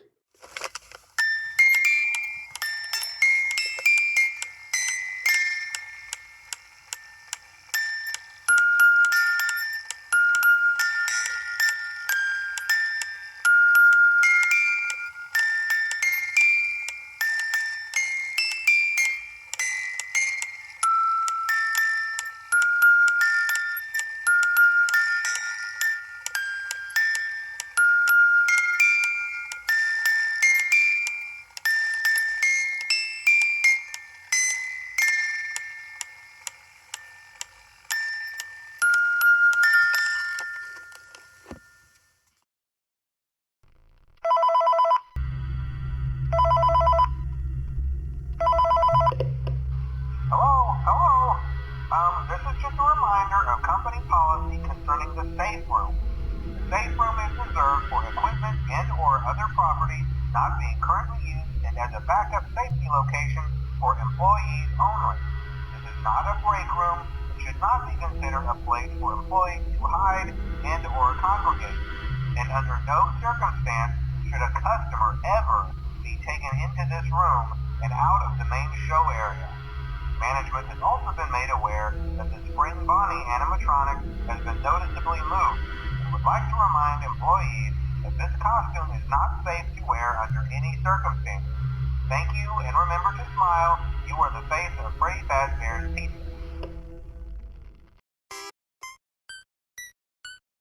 The story is pretty similar to how we thought it was before. At Fredbear's Family Diner, the puppet is killed in the Cupcakes minigame. At the not yet shown restaurant, 5 kids are killed in Go Go Go. Puppet gives life to the main 4 but not Golden Freddy, which leaves him as a haunting spirit. The Bite of 87 happens. People found out about the killings done by Purple Guy. But now this is where it changes. In Five Nights at Freddy's 1, instead of the Purple Guy getting captured, brought in by the law and jailed, convicted, instead he gets away. There was not enough evidence. So let out now as a free man, he's still tormented by Golden Freddy. So to get rid of the voices, get rid of the animatronics, the spirits tormenting his mind, he lures all the animatronics to a back room and destroys them. Each, one by one. Freddy, Bonnie, Chica, Foxy. He takes them all apart. He goes back to the establishment one last time, maybe looking for Golden Freddy or the puppet, still being tormented and not knowing why. But the spirits live on. They back him into a corner. Not knowing what to do, he hides in an old Springlock suit. But the building's old, damp, wet. Water drips onto the suit. Condensation makes the Springlock slippery. It makes them unstable. And they fail.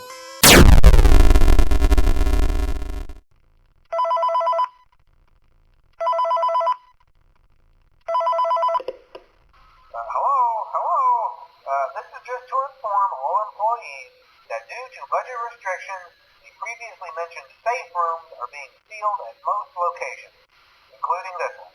Work crews will be here most of the day today, constructing a false wall over the old door face. Nothing is being taken out beforehand, so if you left anything inside, then it's your own fault. Management also requests that this room not be mentioned to family, friends, or insurance representatives. Thanks again, and remember to smile. You are the face of Freddy Fazbear's Pizza. Gets boarded up. He's left to rot, but he doesn't die. Somehow the suit keeps him alive until 10 years later. In Five Nights at Freddy's 3, when the horror establishment is made, someone finds him, lets him out of the back room, and he sets his sight on wreaking havoc and killing once again. But you survive, and the place burns down with him inside, ending the trilogy in 2 split timelines. One where the animatronics are set free, and one where their souls are still trapped. But which one will continue on the story?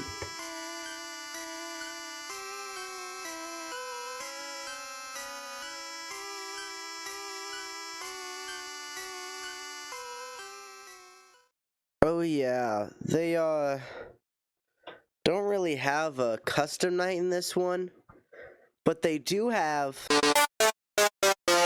You're not fucking. I know you're not. I know this. You're doing a bit. You're not fucking the Chuck E. Cheese animatronics. First of all, they're all ugly as shit. So I gotta question that immediately. Not to immediately go there, but like the Chuck E. Cheese animatronics, really.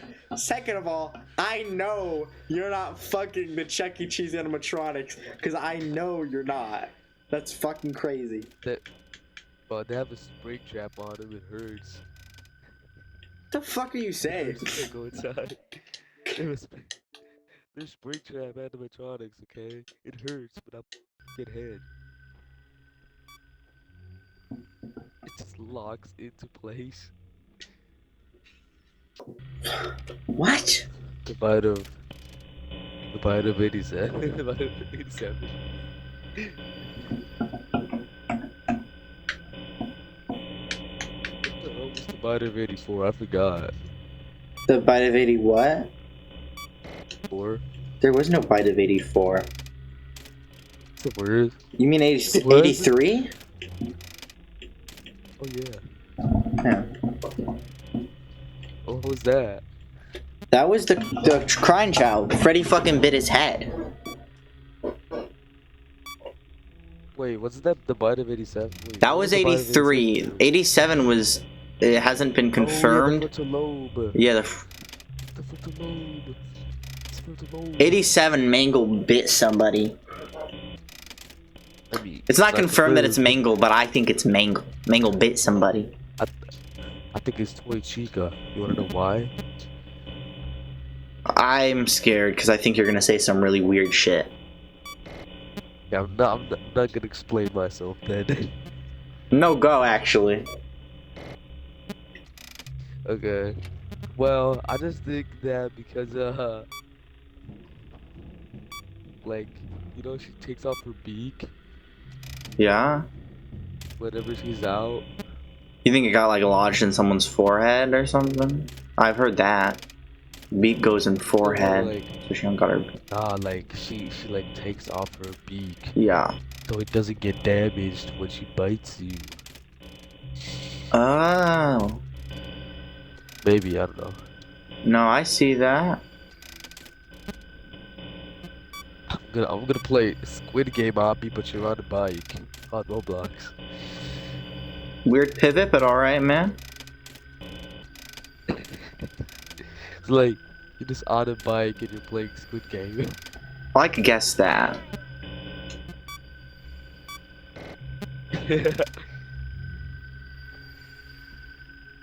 No, actually, I don't think Toy Body is a man.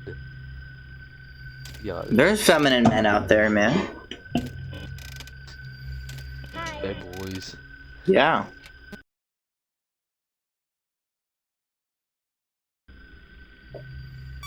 I'm sorry. No, no, no, no, no, no, no, no, no, no, no, no, no, no, no, no, no, no, no, let me out. What's happening? Something bad. You sound like you're being molested by Diddy. Dude, if this becomes my winning run and I have to include all this fucking shit you're saying. I hope it is. Are you recording right now? Yes. Oh. I'm recording all of this, man. I'm gonna have to leave the country. Dude, I'm posting all this shit. You're going down right now. Oh wait. Dude, you wanna know some really fucked shit? This actually looks like it's gonna be my winning run. This is going really good for me right now. Yeah, how many subs do you have? Like 200 or something. Really nothing. Oh shit. I mean that's like good. When did you start? I'm sorry, I need to lock in. I'm gonna let you lie. Oh my fucking god!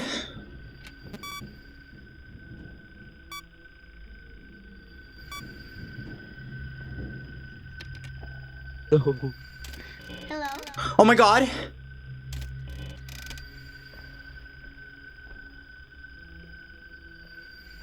Oh shit, I'm stupid. I was thinking I had to make it to 5. I have to make it to 6. I'm so fucked. Oh. Yeah, dude, I'm not even close to making it. I'm still a minute away.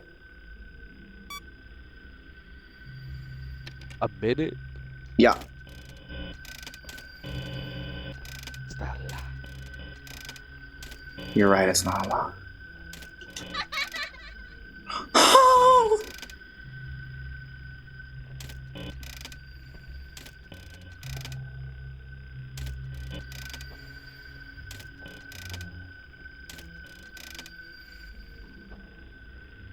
Oh my god, I just got molested by PGD from the behind.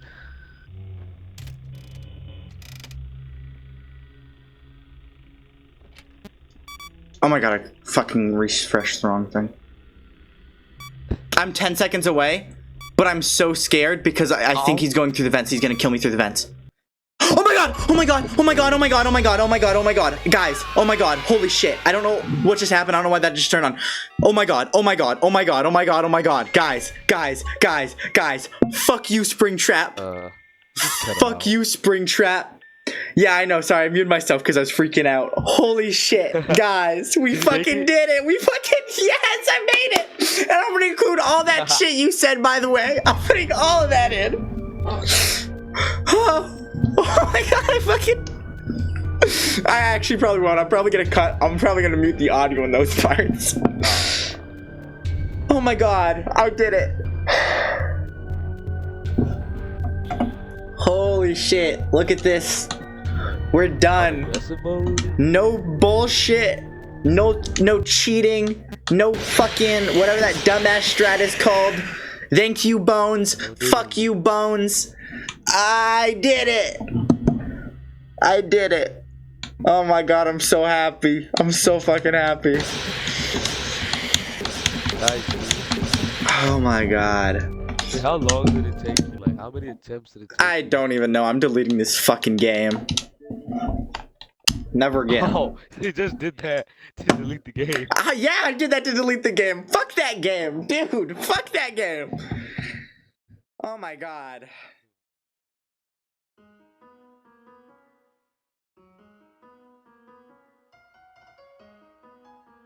Is Five Nights at Freddy's 3 easier or harder? Less scary or more so? Let's start. Fnaf was scary. Frightening.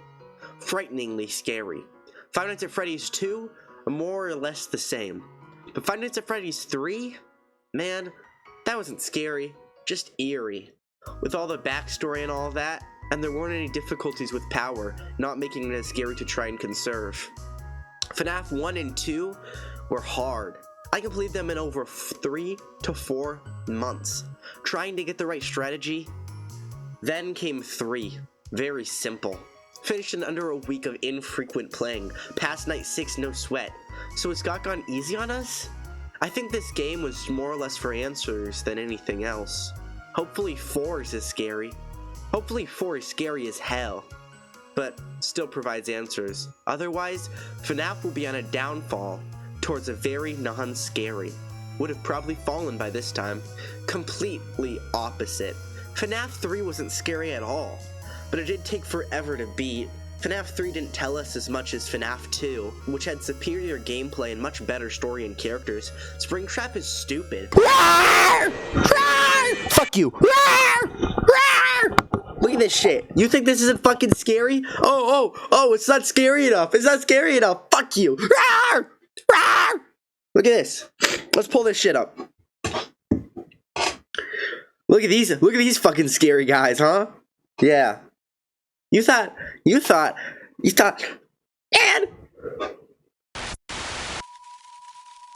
alright, let's fucking do this. Even though I'm spooked out of my mind. This one always scared me. I don't like the laughing. What did he do this time? He locked you in your room again. Don't be scared. I am here with you. Stop laughing! I don't like it. These are my friends. These are my lamp. I'm so scared right now.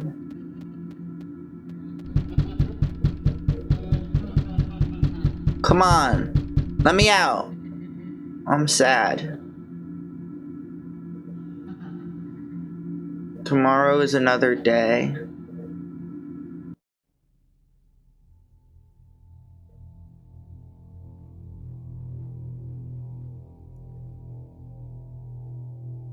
Oh fuck, I'm scared.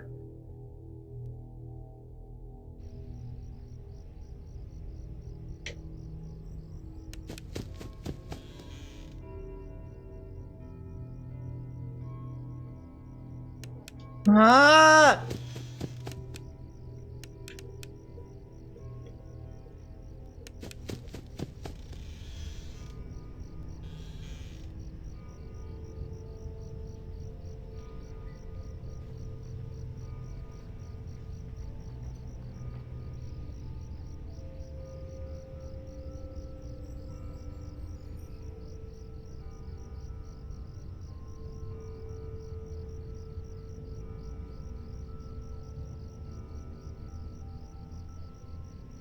I feel like I hear it.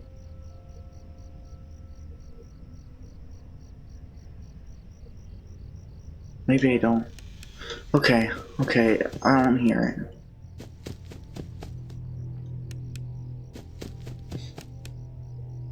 Okay, no more tips.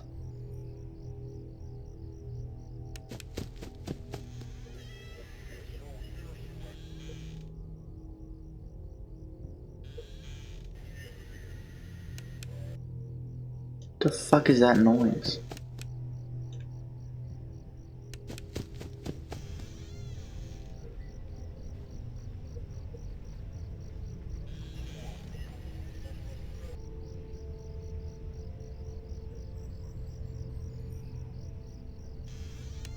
Ah!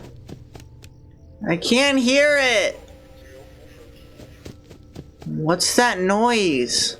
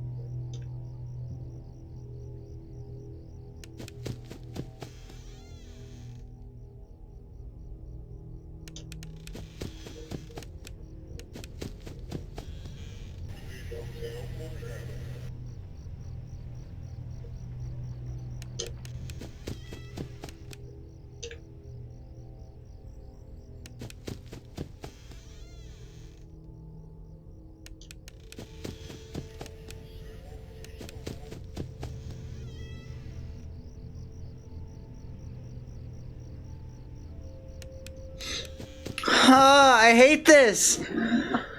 Oh my god, I can't do this, I can't do this.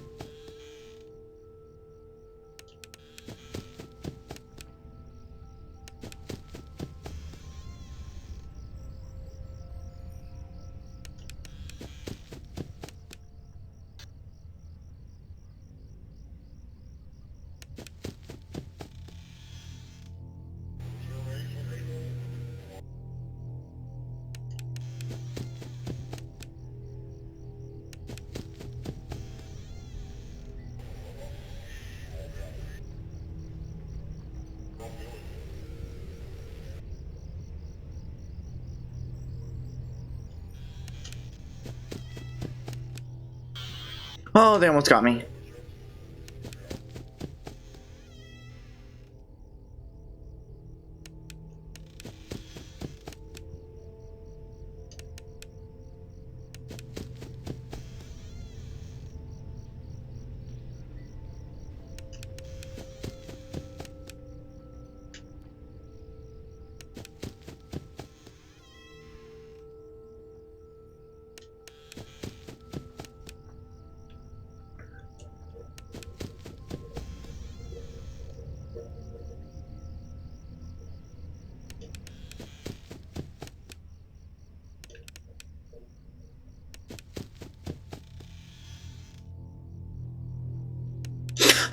Oh, fuck!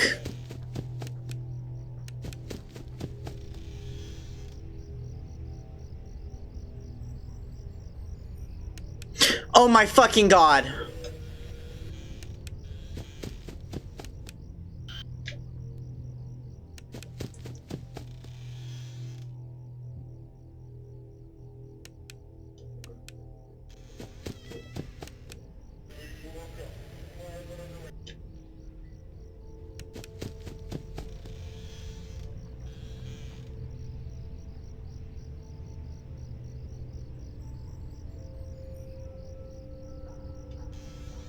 I told you you'd reach this point eventually.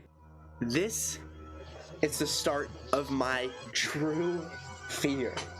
I was a bit anxious before playing the other Fnaf games, maybe, but I had it mostly handled. Fnaf 4 has always been, to me, the scariest Fnaf game of the series. As a kid, I could never make it past night 2. And honestly, I don't know how I even beat night 1. I just got lucky. It's a terrifying game. And it's further highlighted by the way that this game takes away everything you used to know, and it grounds you. Instead of an office, you're in a child's bedroom in the middle of the night. Something familiar to almost everyone. And there's no security cameras or any other fancy tech to try and keep you safe. Not even power. Phone guy's gone too. All that there is you, some old wooden doors, and sound. This game forces you to listen in on every single little laugh, step, and dog bark. The bells that chime in the background distracting you from what you need to focus on. All builds together to create something truly terrifying to me. As a kid, I could never make it past night 2. Not entirely out of a lack of skill. I don't think this game is actually that hard compared to the other ones. It was something else. Something deeper. Fear. Five Nights at Freddy's 4 froze me. When I would boot up the game, day in, day out, I'd keep telling myself, this is the one where I do it. This is the one where I beat night 1. Over and over again, and I'd load in, more confident than ever, and I'd see that deep red loading screen. I'd hear the music in the background, and I'd feel nothing but fear. And when I finally got the energy, got the confidence to start up the night, I was frozen. I can't move. I can't run to a door. I can't shine my flashlight, and I don't even know if it's safe to hold the door closed. Ah!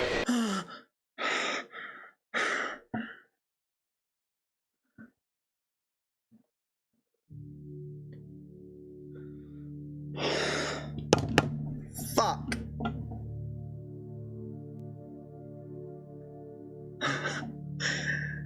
I don't know if I can do this one.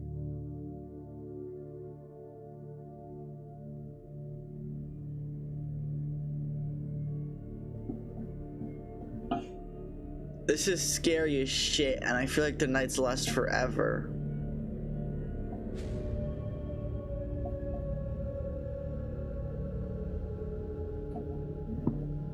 I don't know if I can do this one. Fuck. You can't see me jump. Like, I don't make a noise, but I jump. I fucking flew, dude. I flew. There are certain tricks you can use to survive. One is you don't hold the door shut while listening for breathing. That was a fatal mistake I've been making all these years. You leave it open. Even scarier, but it's what works. That's how you hear the breathing. If you hear it, you shut it. If you don't, you flash your light. It's good to wait about 4 seconds. Then you want to run to the other door and the other door. There's also the bed, which will slowly accumulate frettles. There can be up to 3 frettles on a bed at once. Not one like I thought had nearly gotten me. Once there reaches 3 frettles, you only have a little bit of time before Freddy attacks you. You can dissipate them at any moment by shining a flashlight on the bed. Then, there's Foxy. You have to listen for his footsteps in the hall. He goes from one side to the other, and one side to the other. You have to hold the door shut on the side that he's located at. You have to hold the door shut at the side that he ran to last to keep him out of the closet. But if he gets past you, that's not the end of it all. Then he sits in the closet. You have to check the closet and keep closing it to make sure that he doesn't get out. Eventually, if you go too long without closing the closet, he kills you. That is Five Nights at Freddy's 4. And I thought that it'd be a treacherous and terrifying journey, and at first it was. My fear was very prominent in every single second. But then it happened. Yeah, I heard those footsteps. I did it! I did it! Okay, the footsteps are loud. I can hear those footsteps. Those were so fucking loud in my ears. Yeah. Wake up, right? Oh, God. You know he's hiding again. If I get jump scared in this minigame, I'm gonna lose my shit. I don't actually know what happens in these. Don't stop until you find him. The door looks open.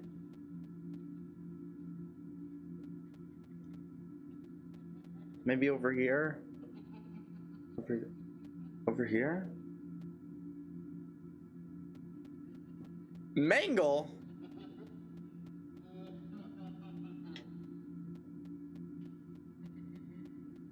Oh God, I hope he's not behind the clock.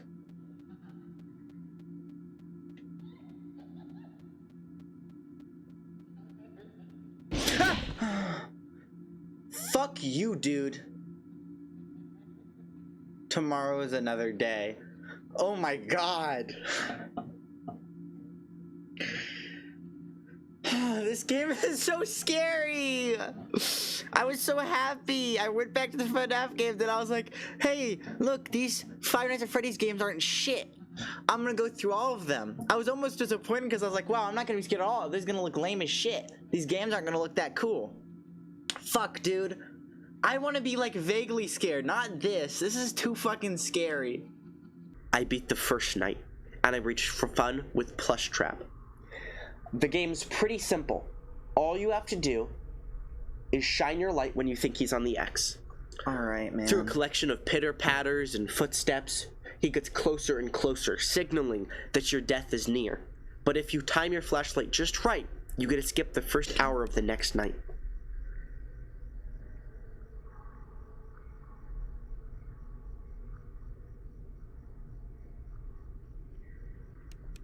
We're close.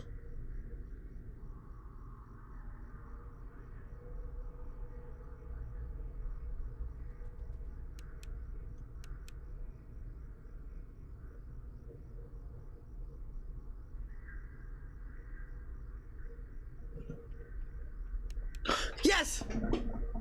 I got you, bitch! Oh, fuck. Shit, wrong door. Alright.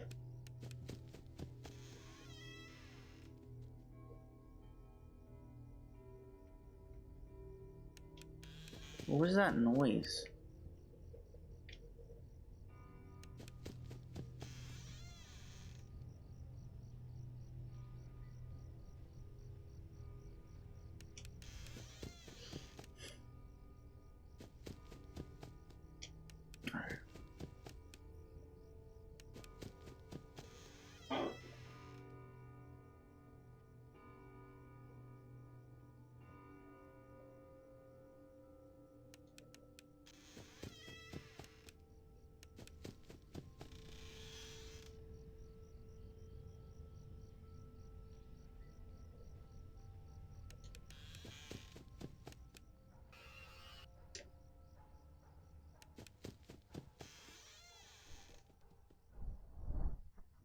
Oh my God, that's loud. That's what I'm listening for? Holy shit, that's loud, dude.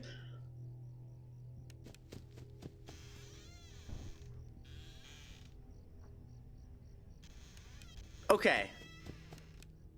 If that's if the noises are gonna be that loud all the time, then I got this.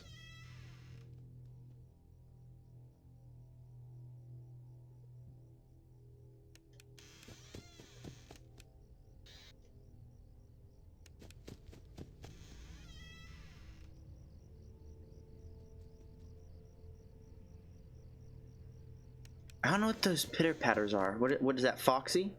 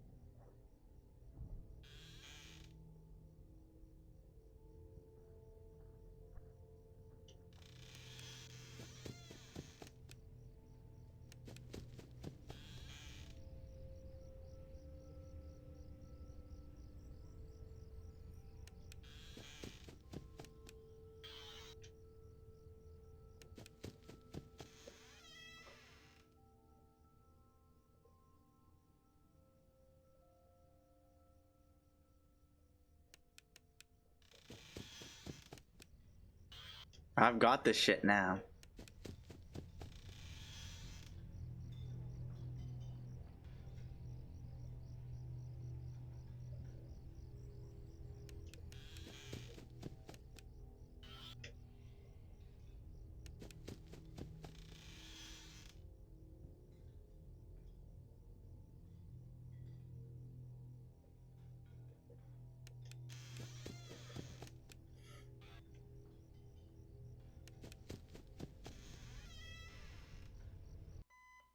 Hell yeah! I got an achievement. 2 Nights at Freddy's.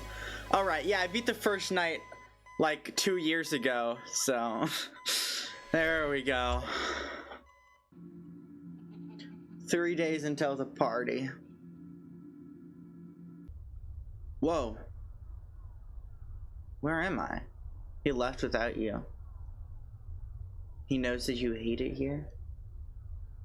You're right beside the exit. If you run, you can make it.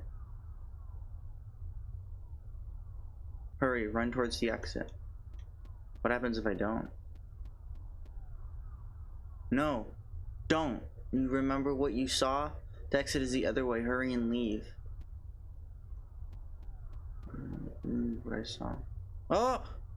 It's too late. Hurry, the other way. Find someone who will help. You know what will happen if he catches you. Get the fuck away from me, Freddy! You can find help. You just have to get past them. You can be strong. It's the shadows. It's the shadow, Bonnie and Shadow. Ah! Why was he following me? Tomorrow's another day. Okay.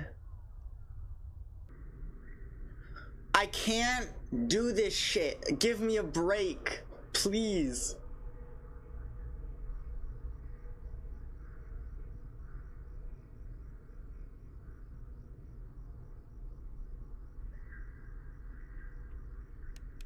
Fuck.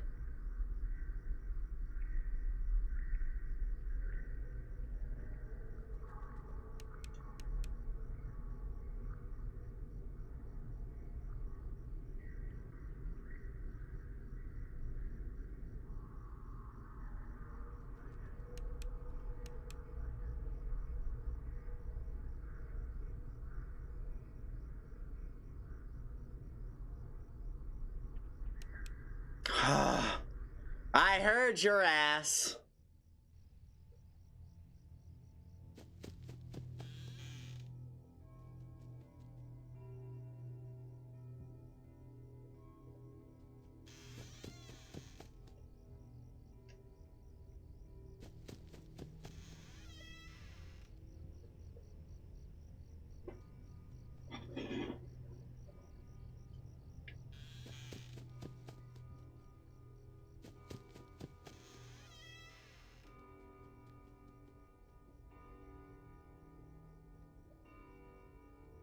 I feel like that pitter pattering's probably Foxy. Oh shit.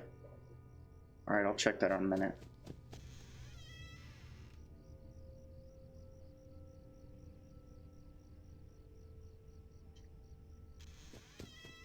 Alright.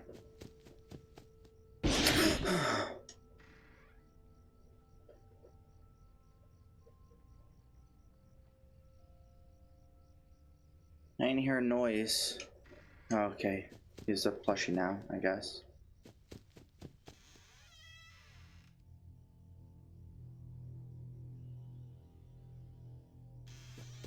I need to check the... Yeah.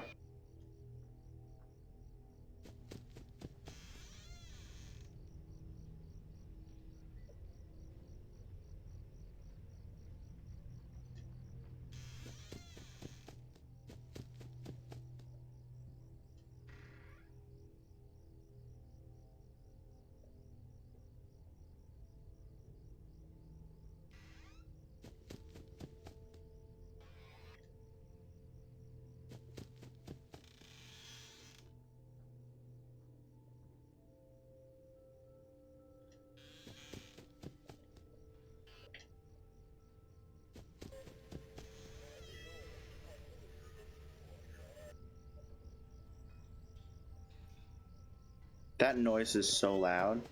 The robots.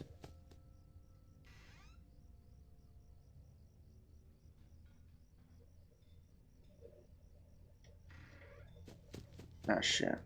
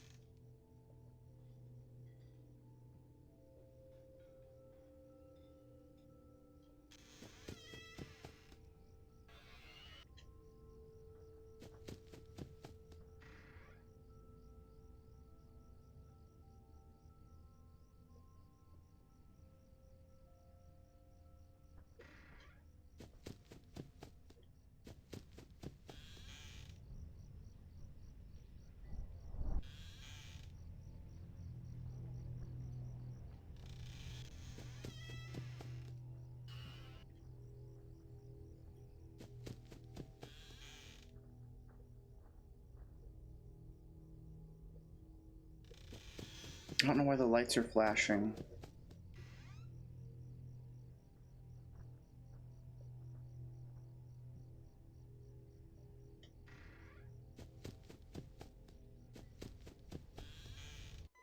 Oh my god, I did another night! Dude, I'm on a roll! Oh my god.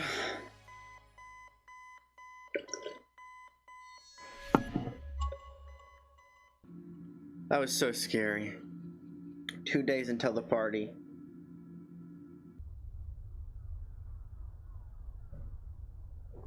He hates me. I have to get up. You can get out this time, but you have to hurry. Okay. What's with you? Spring bombing.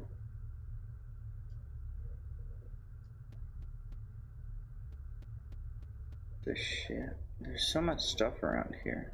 What's over here? Alright.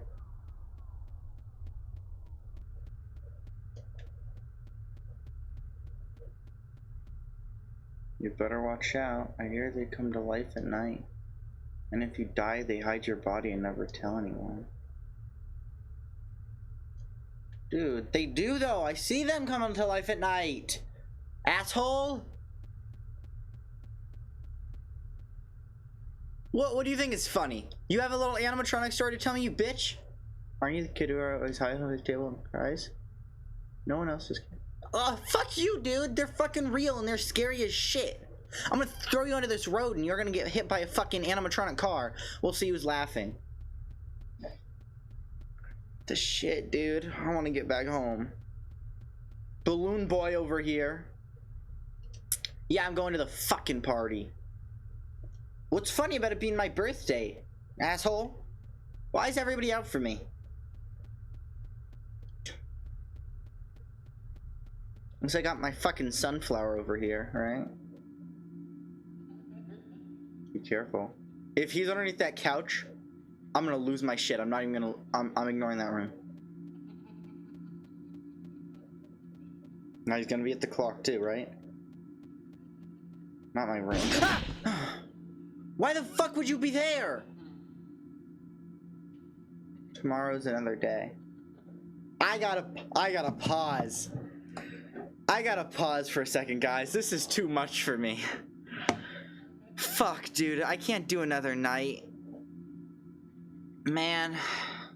Oh, God. Alright, fine.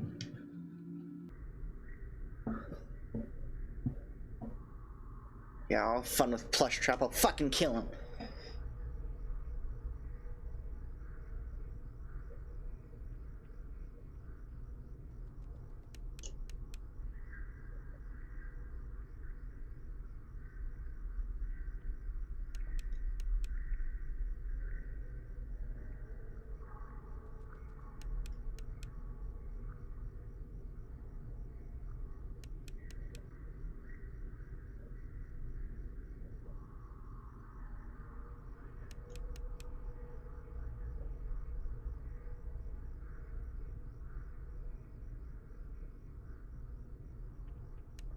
Nice.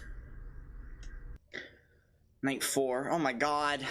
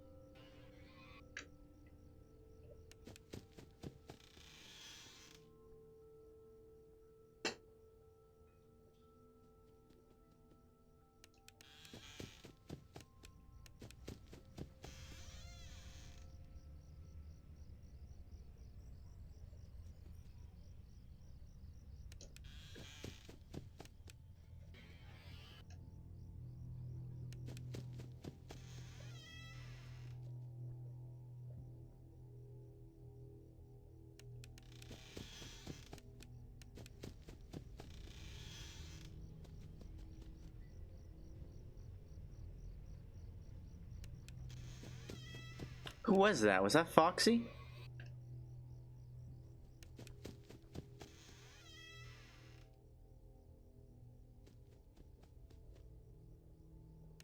Yeah, that's Foxy. God damn, he's creepy.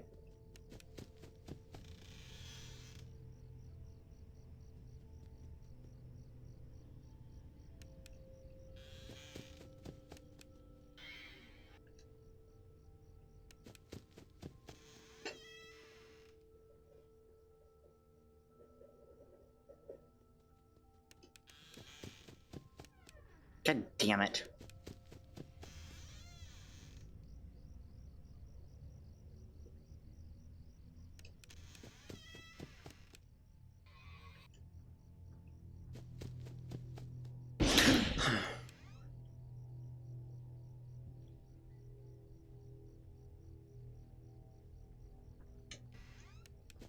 Good enough. There's someone over here.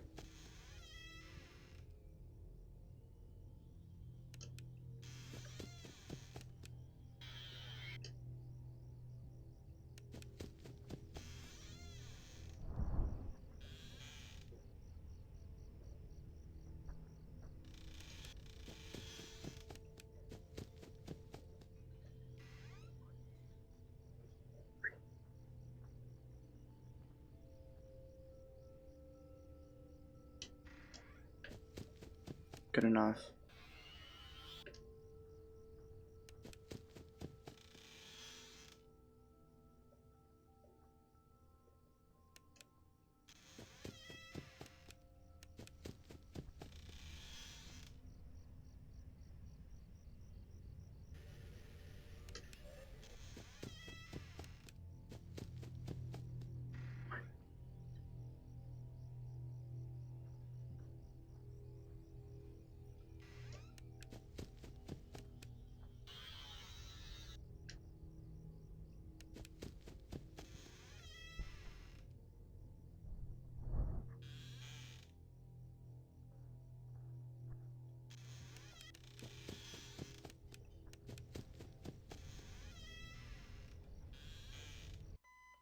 Oh my god, another night! I'm just running through them! Oh, my legs are jumpy.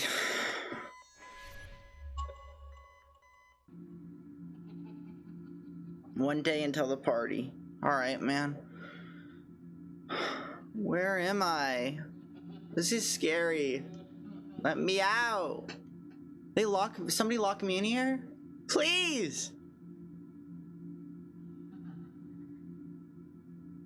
Oh, man.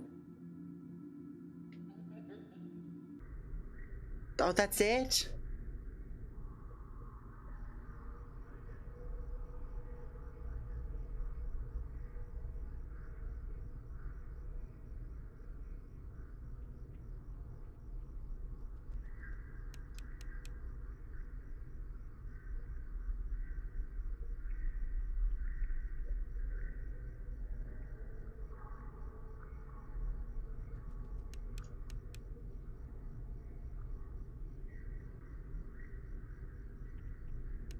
Oh my god, I got it. 1 second. Hell yes. Hmm?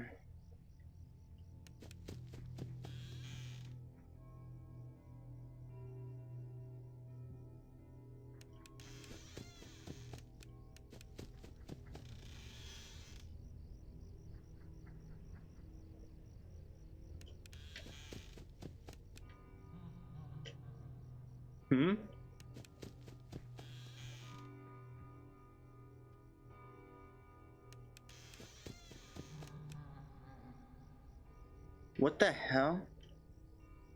What is that?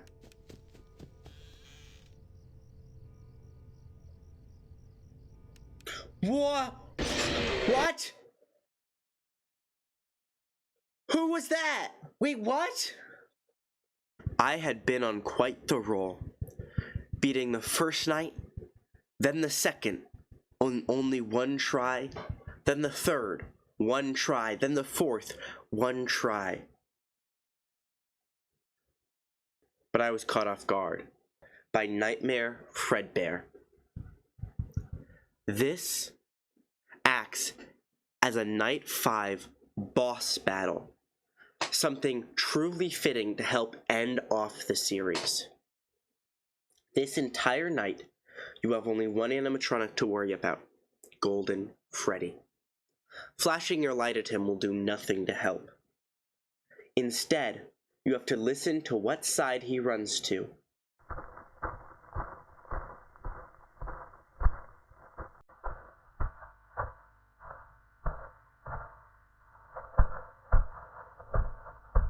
And then run to that side and hold the door shut. If he laughs, that means he's either in the closet or on the bed, which means you either have to run to the bed and flash your light there, where you'll see his head, which will disappear after a little bit of flashing, or run to the closet and hold it shut until you hear footsteps again. The issue is, he can do fake laughs.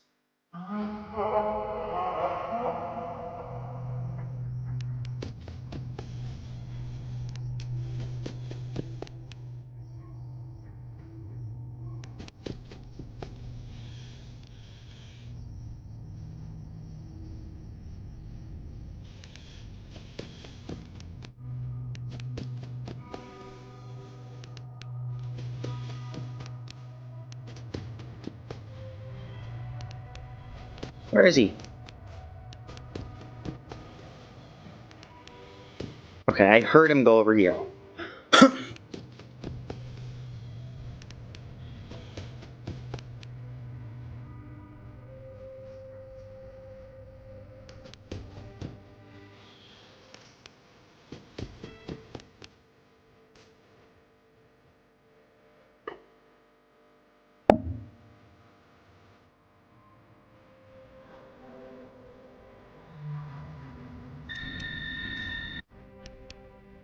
That's so fucking scary.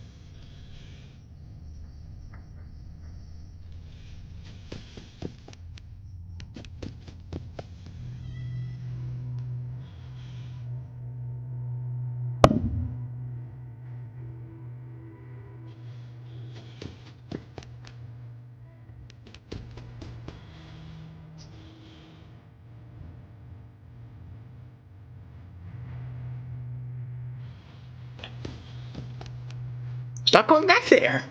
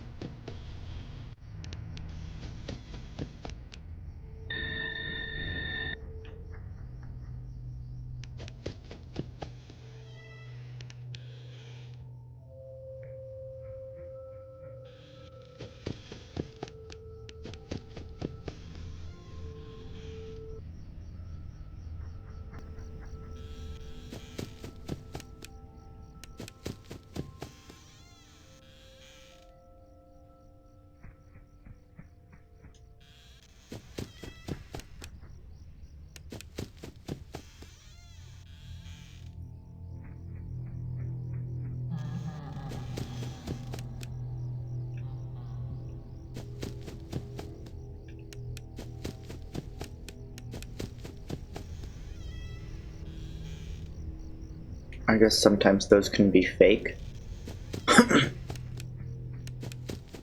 No!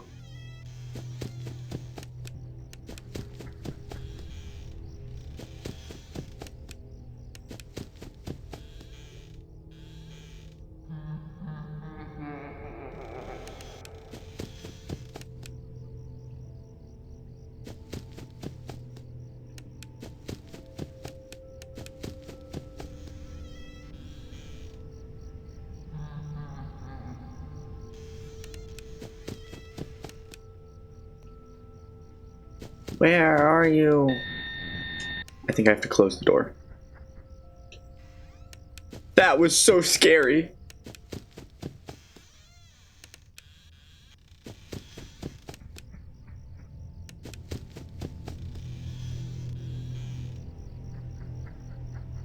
Oh my god.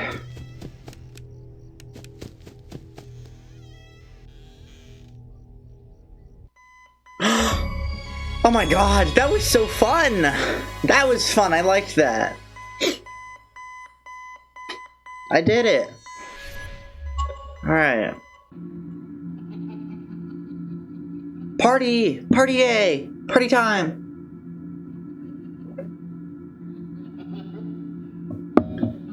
Hey! That's so mean. That's not funny. No. No, please. Yeah, no, please. No, I don't. No, hey! Hey! Hey! Hey! What? Drop me! Drop me! Dude, how the fuck do I make them let me go? Oh my god, this is the bite of 87! Oh!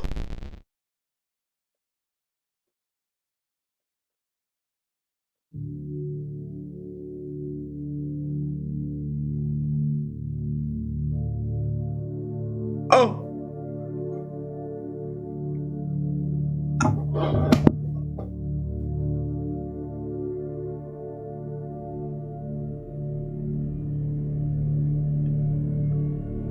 Now, I didn't know it yet, but this night also functions differently from the rest of the game. The first 4 hours is like a normal Fnaf 4 night, but the last 2 is a rematch with Golden Freddy.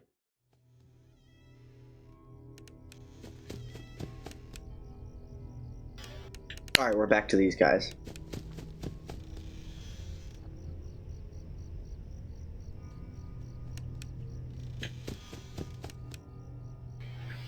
No, they're not as scary now.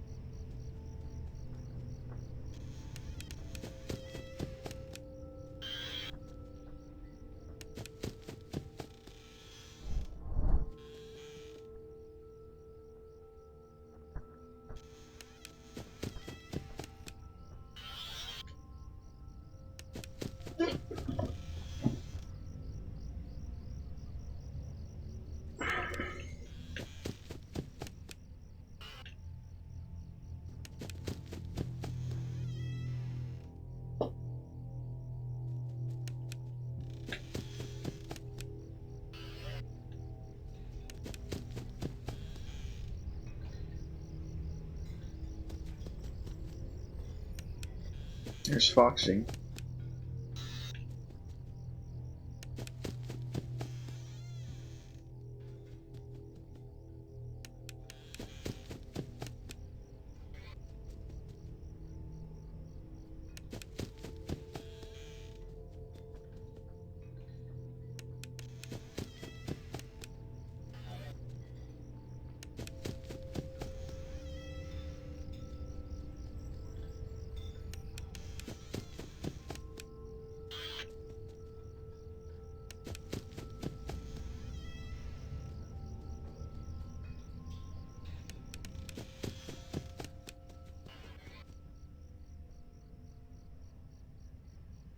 I'm sorry, I have to go over here.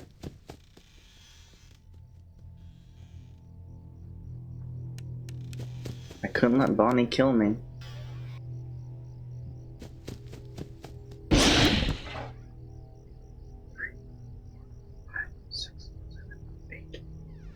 Good enough.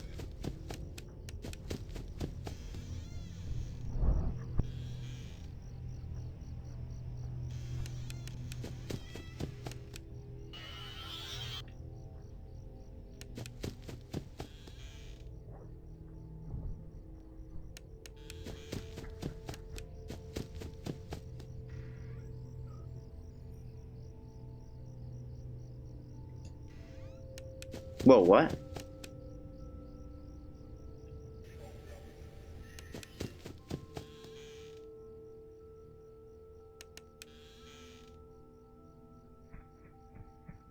I guess we're fighting Fredbear now.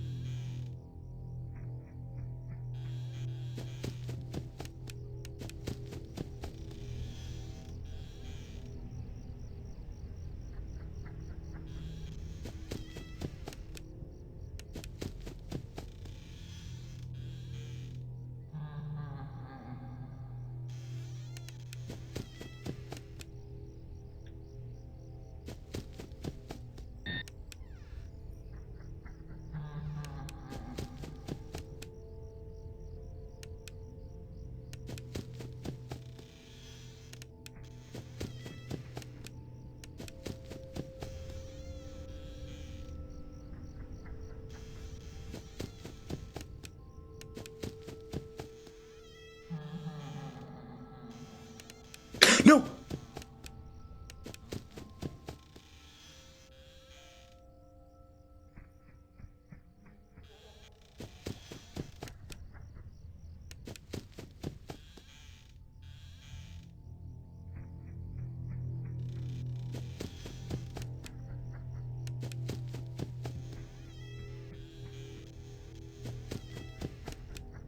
Stop!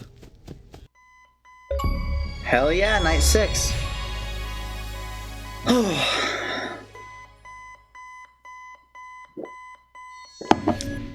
This is a really good game. I like this one. Well, can you hear me? I don't know if you can hear me. Yeah, I can hear you. I'm sorry. You're broken. We are still your friends. Oh. I feel bad for Fredbear. Do you still believe that? Yeah, I believe that, Fredbear. That's alright. That you jump scared me, you scared the shit out of me. That you bit me.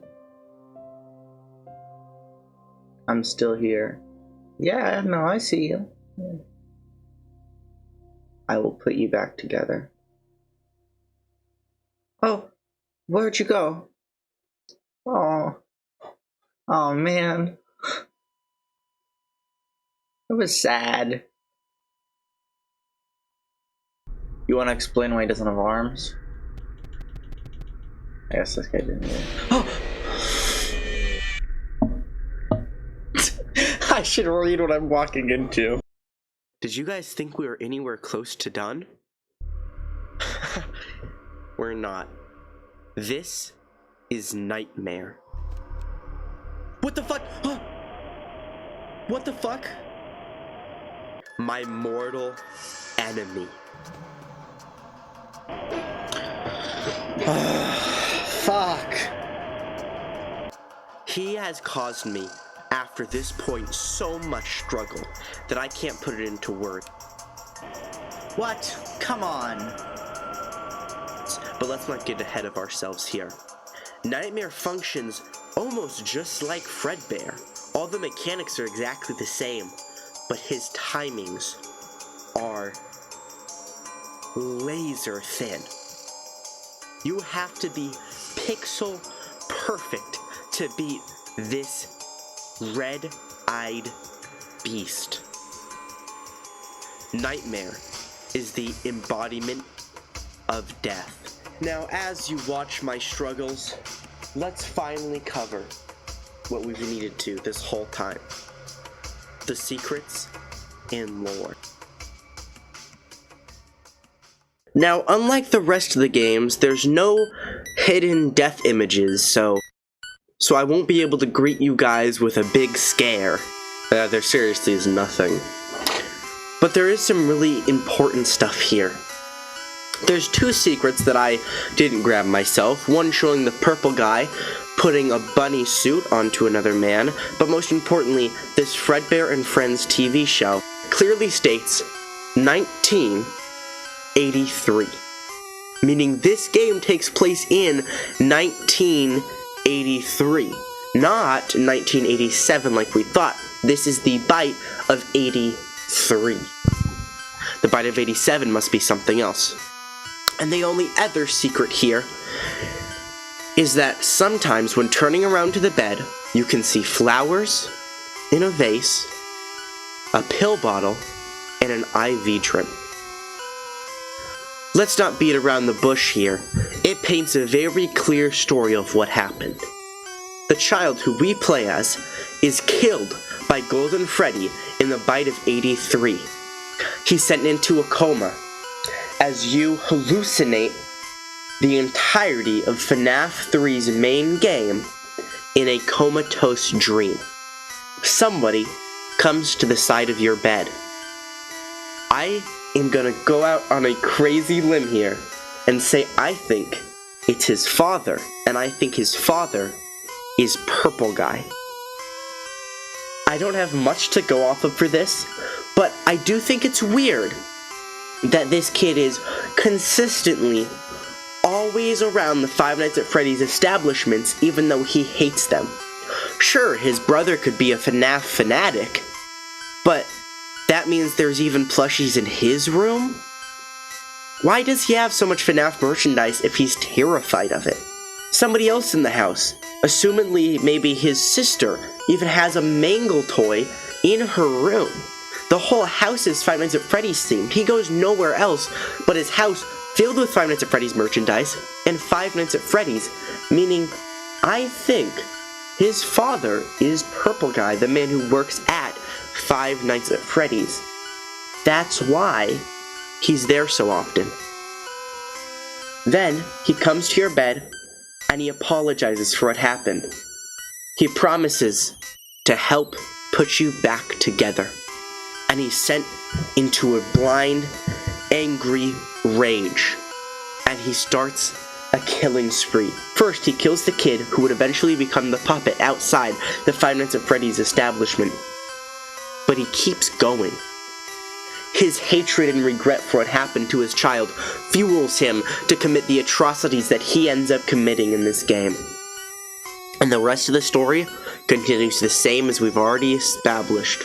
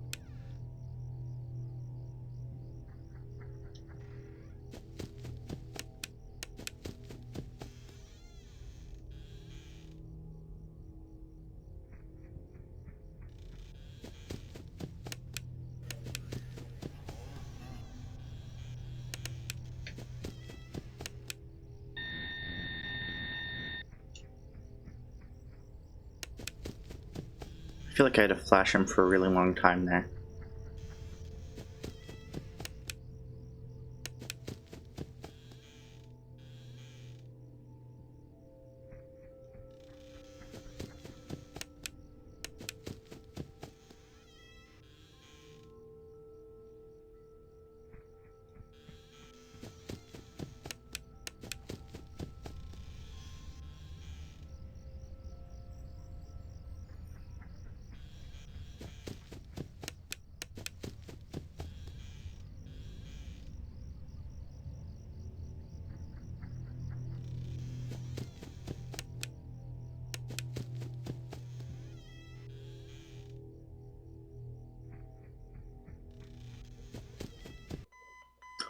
Oh my god.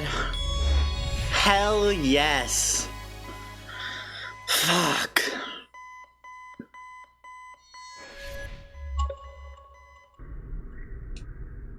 Whoa. Oh, it's the box! The box! Let me open it. Come on. How do I open it? Perhaps some things are best left forgotten for now.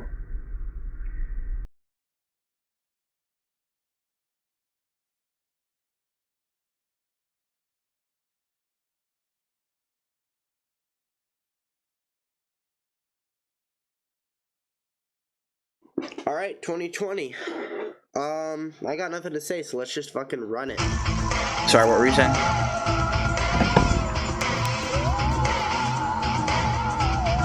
Well, do you want to go then, or?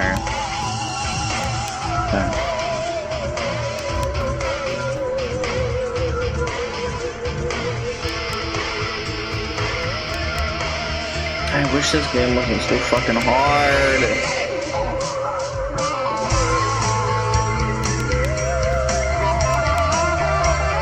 Like, this game can't be fun forever. There's a point where it stops being fun, and I've reached it.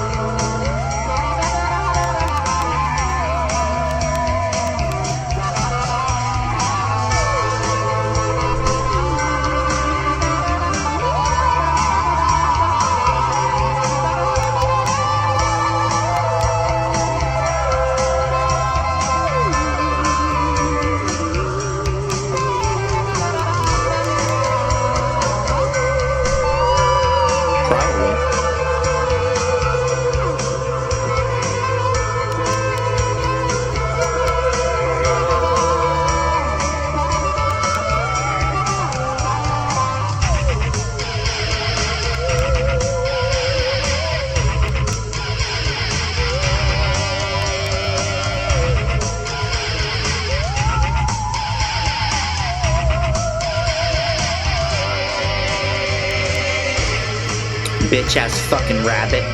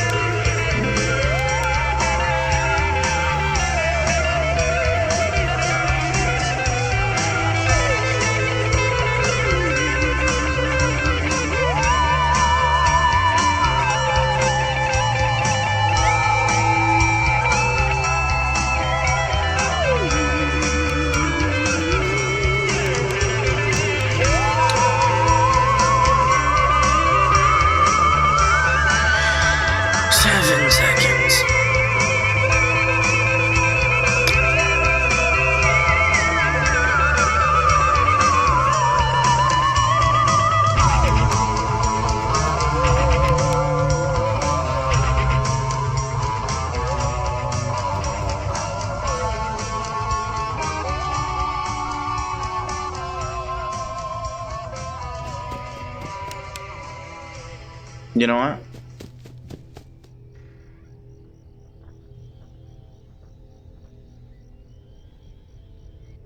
Alright, sorry, but I have to lock in.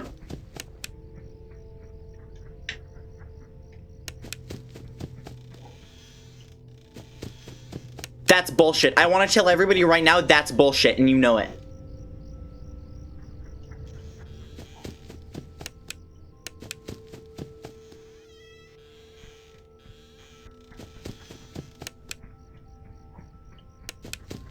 Oh my god, stop!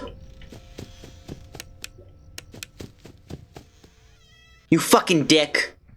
I hope somebody fucking kills you.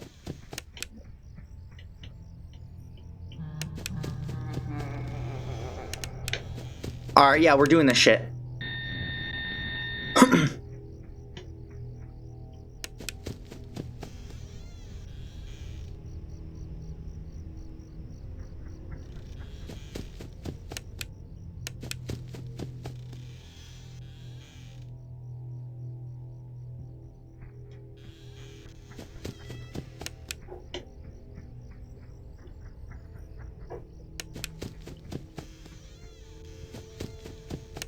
That was bullshit, Freddy.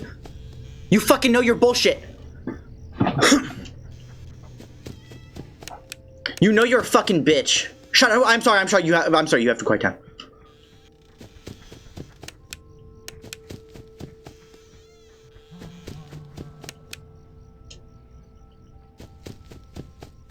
Thank you.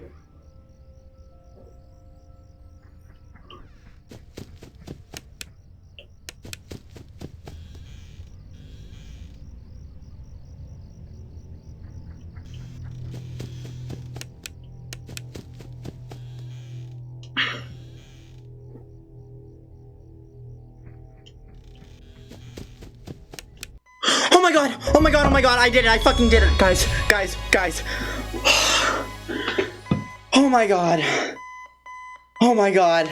Holy shit. No cutscene? Really? Come on, take one lock off that fucking box, guys. Please. Oh my god, I'm gonna have a heart attack. Oh my god. Oh.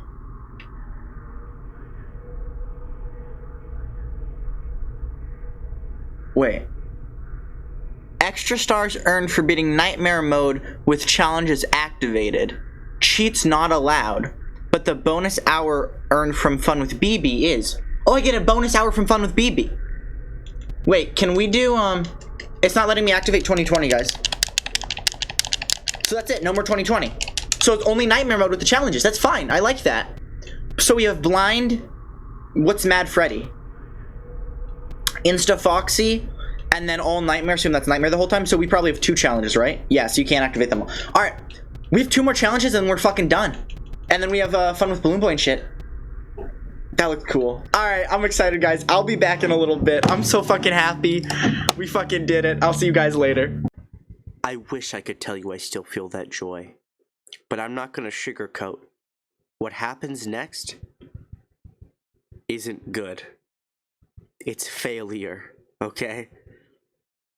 I'm not gonna lie to you for even a second. I was too joyous, too confident in my own abilities. What you're about to witness is my downfall, and it will not be met with anything good.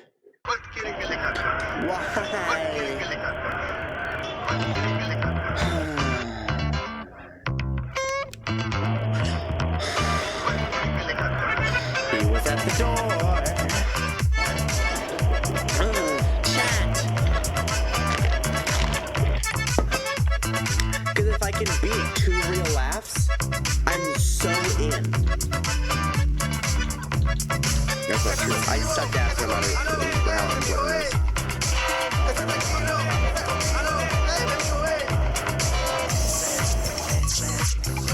The most deadly thing he can do is, like, commit. You know? Because when he toys with me, I have some time, but when he just fully fucking books it and he goes for it, then I'm so fucked every time.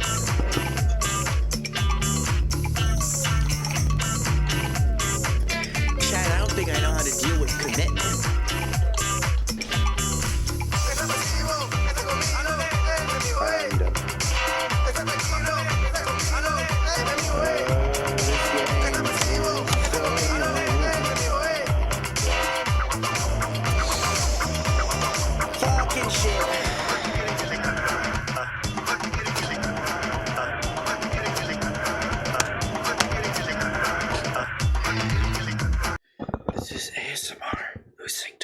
Nights at Freddy's.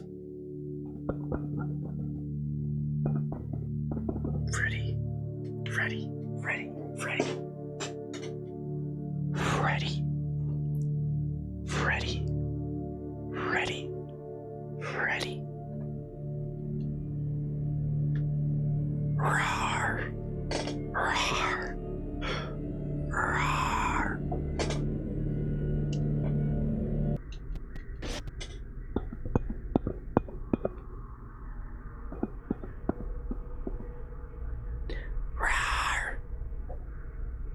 Roar.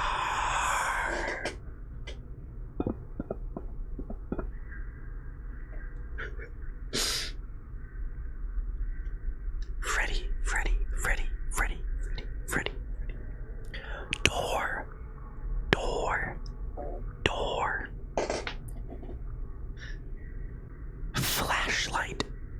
Flashlight. Flashlight. Flashlight. Flashlight.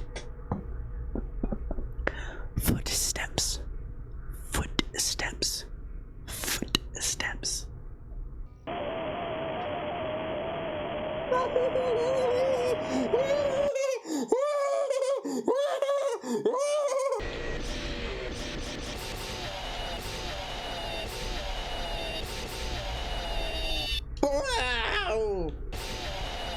Wow!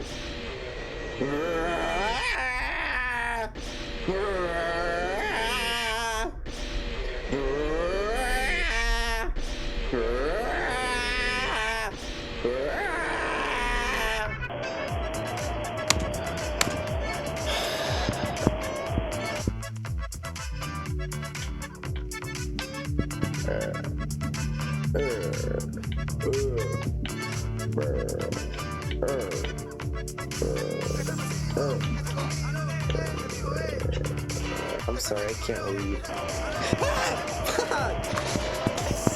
How you doing, man? Eternal torment, eternal torment, eternal torment. Nightmare, nightmare, nightmare. It was fake. Nothing's real, nothing's real, nothing's real. I'm gonna tear up my teeth. I got the horses in the back. Horses in the...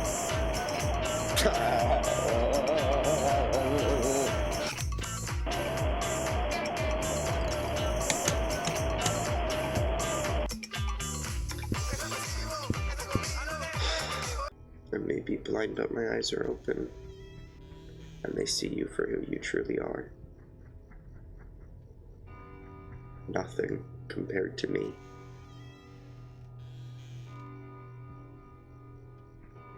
You think you're a god, so when man looks in the sky, they see you, right? When you look in the sky, you're gonna see me.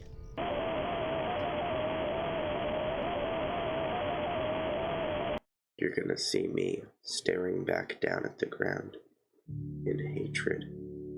What happens next is I win.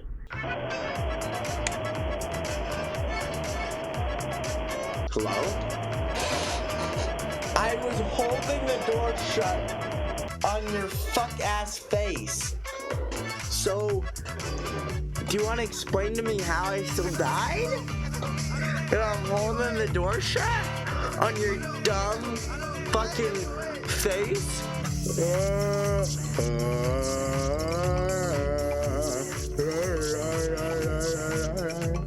I could rip off. I could.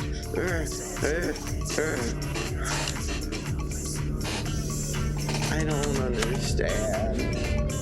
I'll be turning into fish goop soon. I don't know what that is exactly. I don't know why I said that, but it's true. What do they even do there? What do they even do?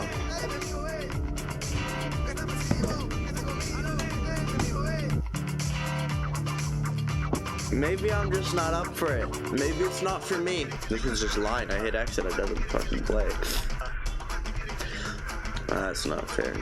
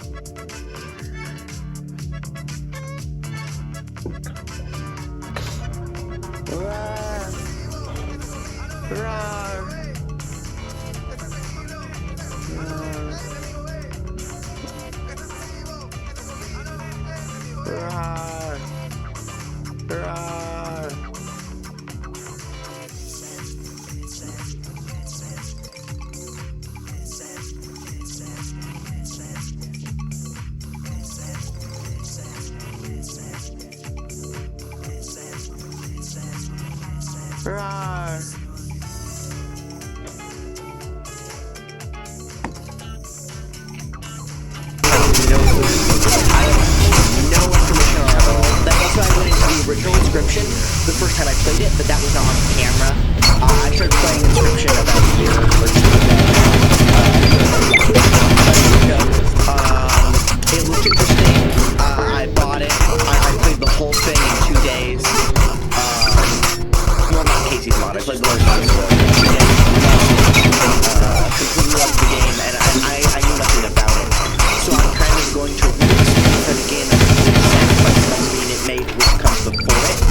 I'm expecting kind of the same sort of story, possibly, but I don't really know what to expect going into it. And let's just start there.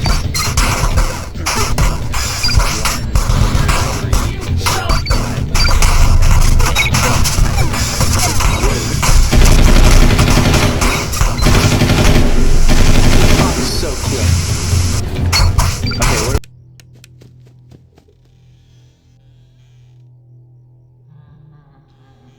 Wait. Ah! I let go! The laugh made me let go. Fuck all of this shit for just a second. This is my last run and then I'm gone. For a little bit.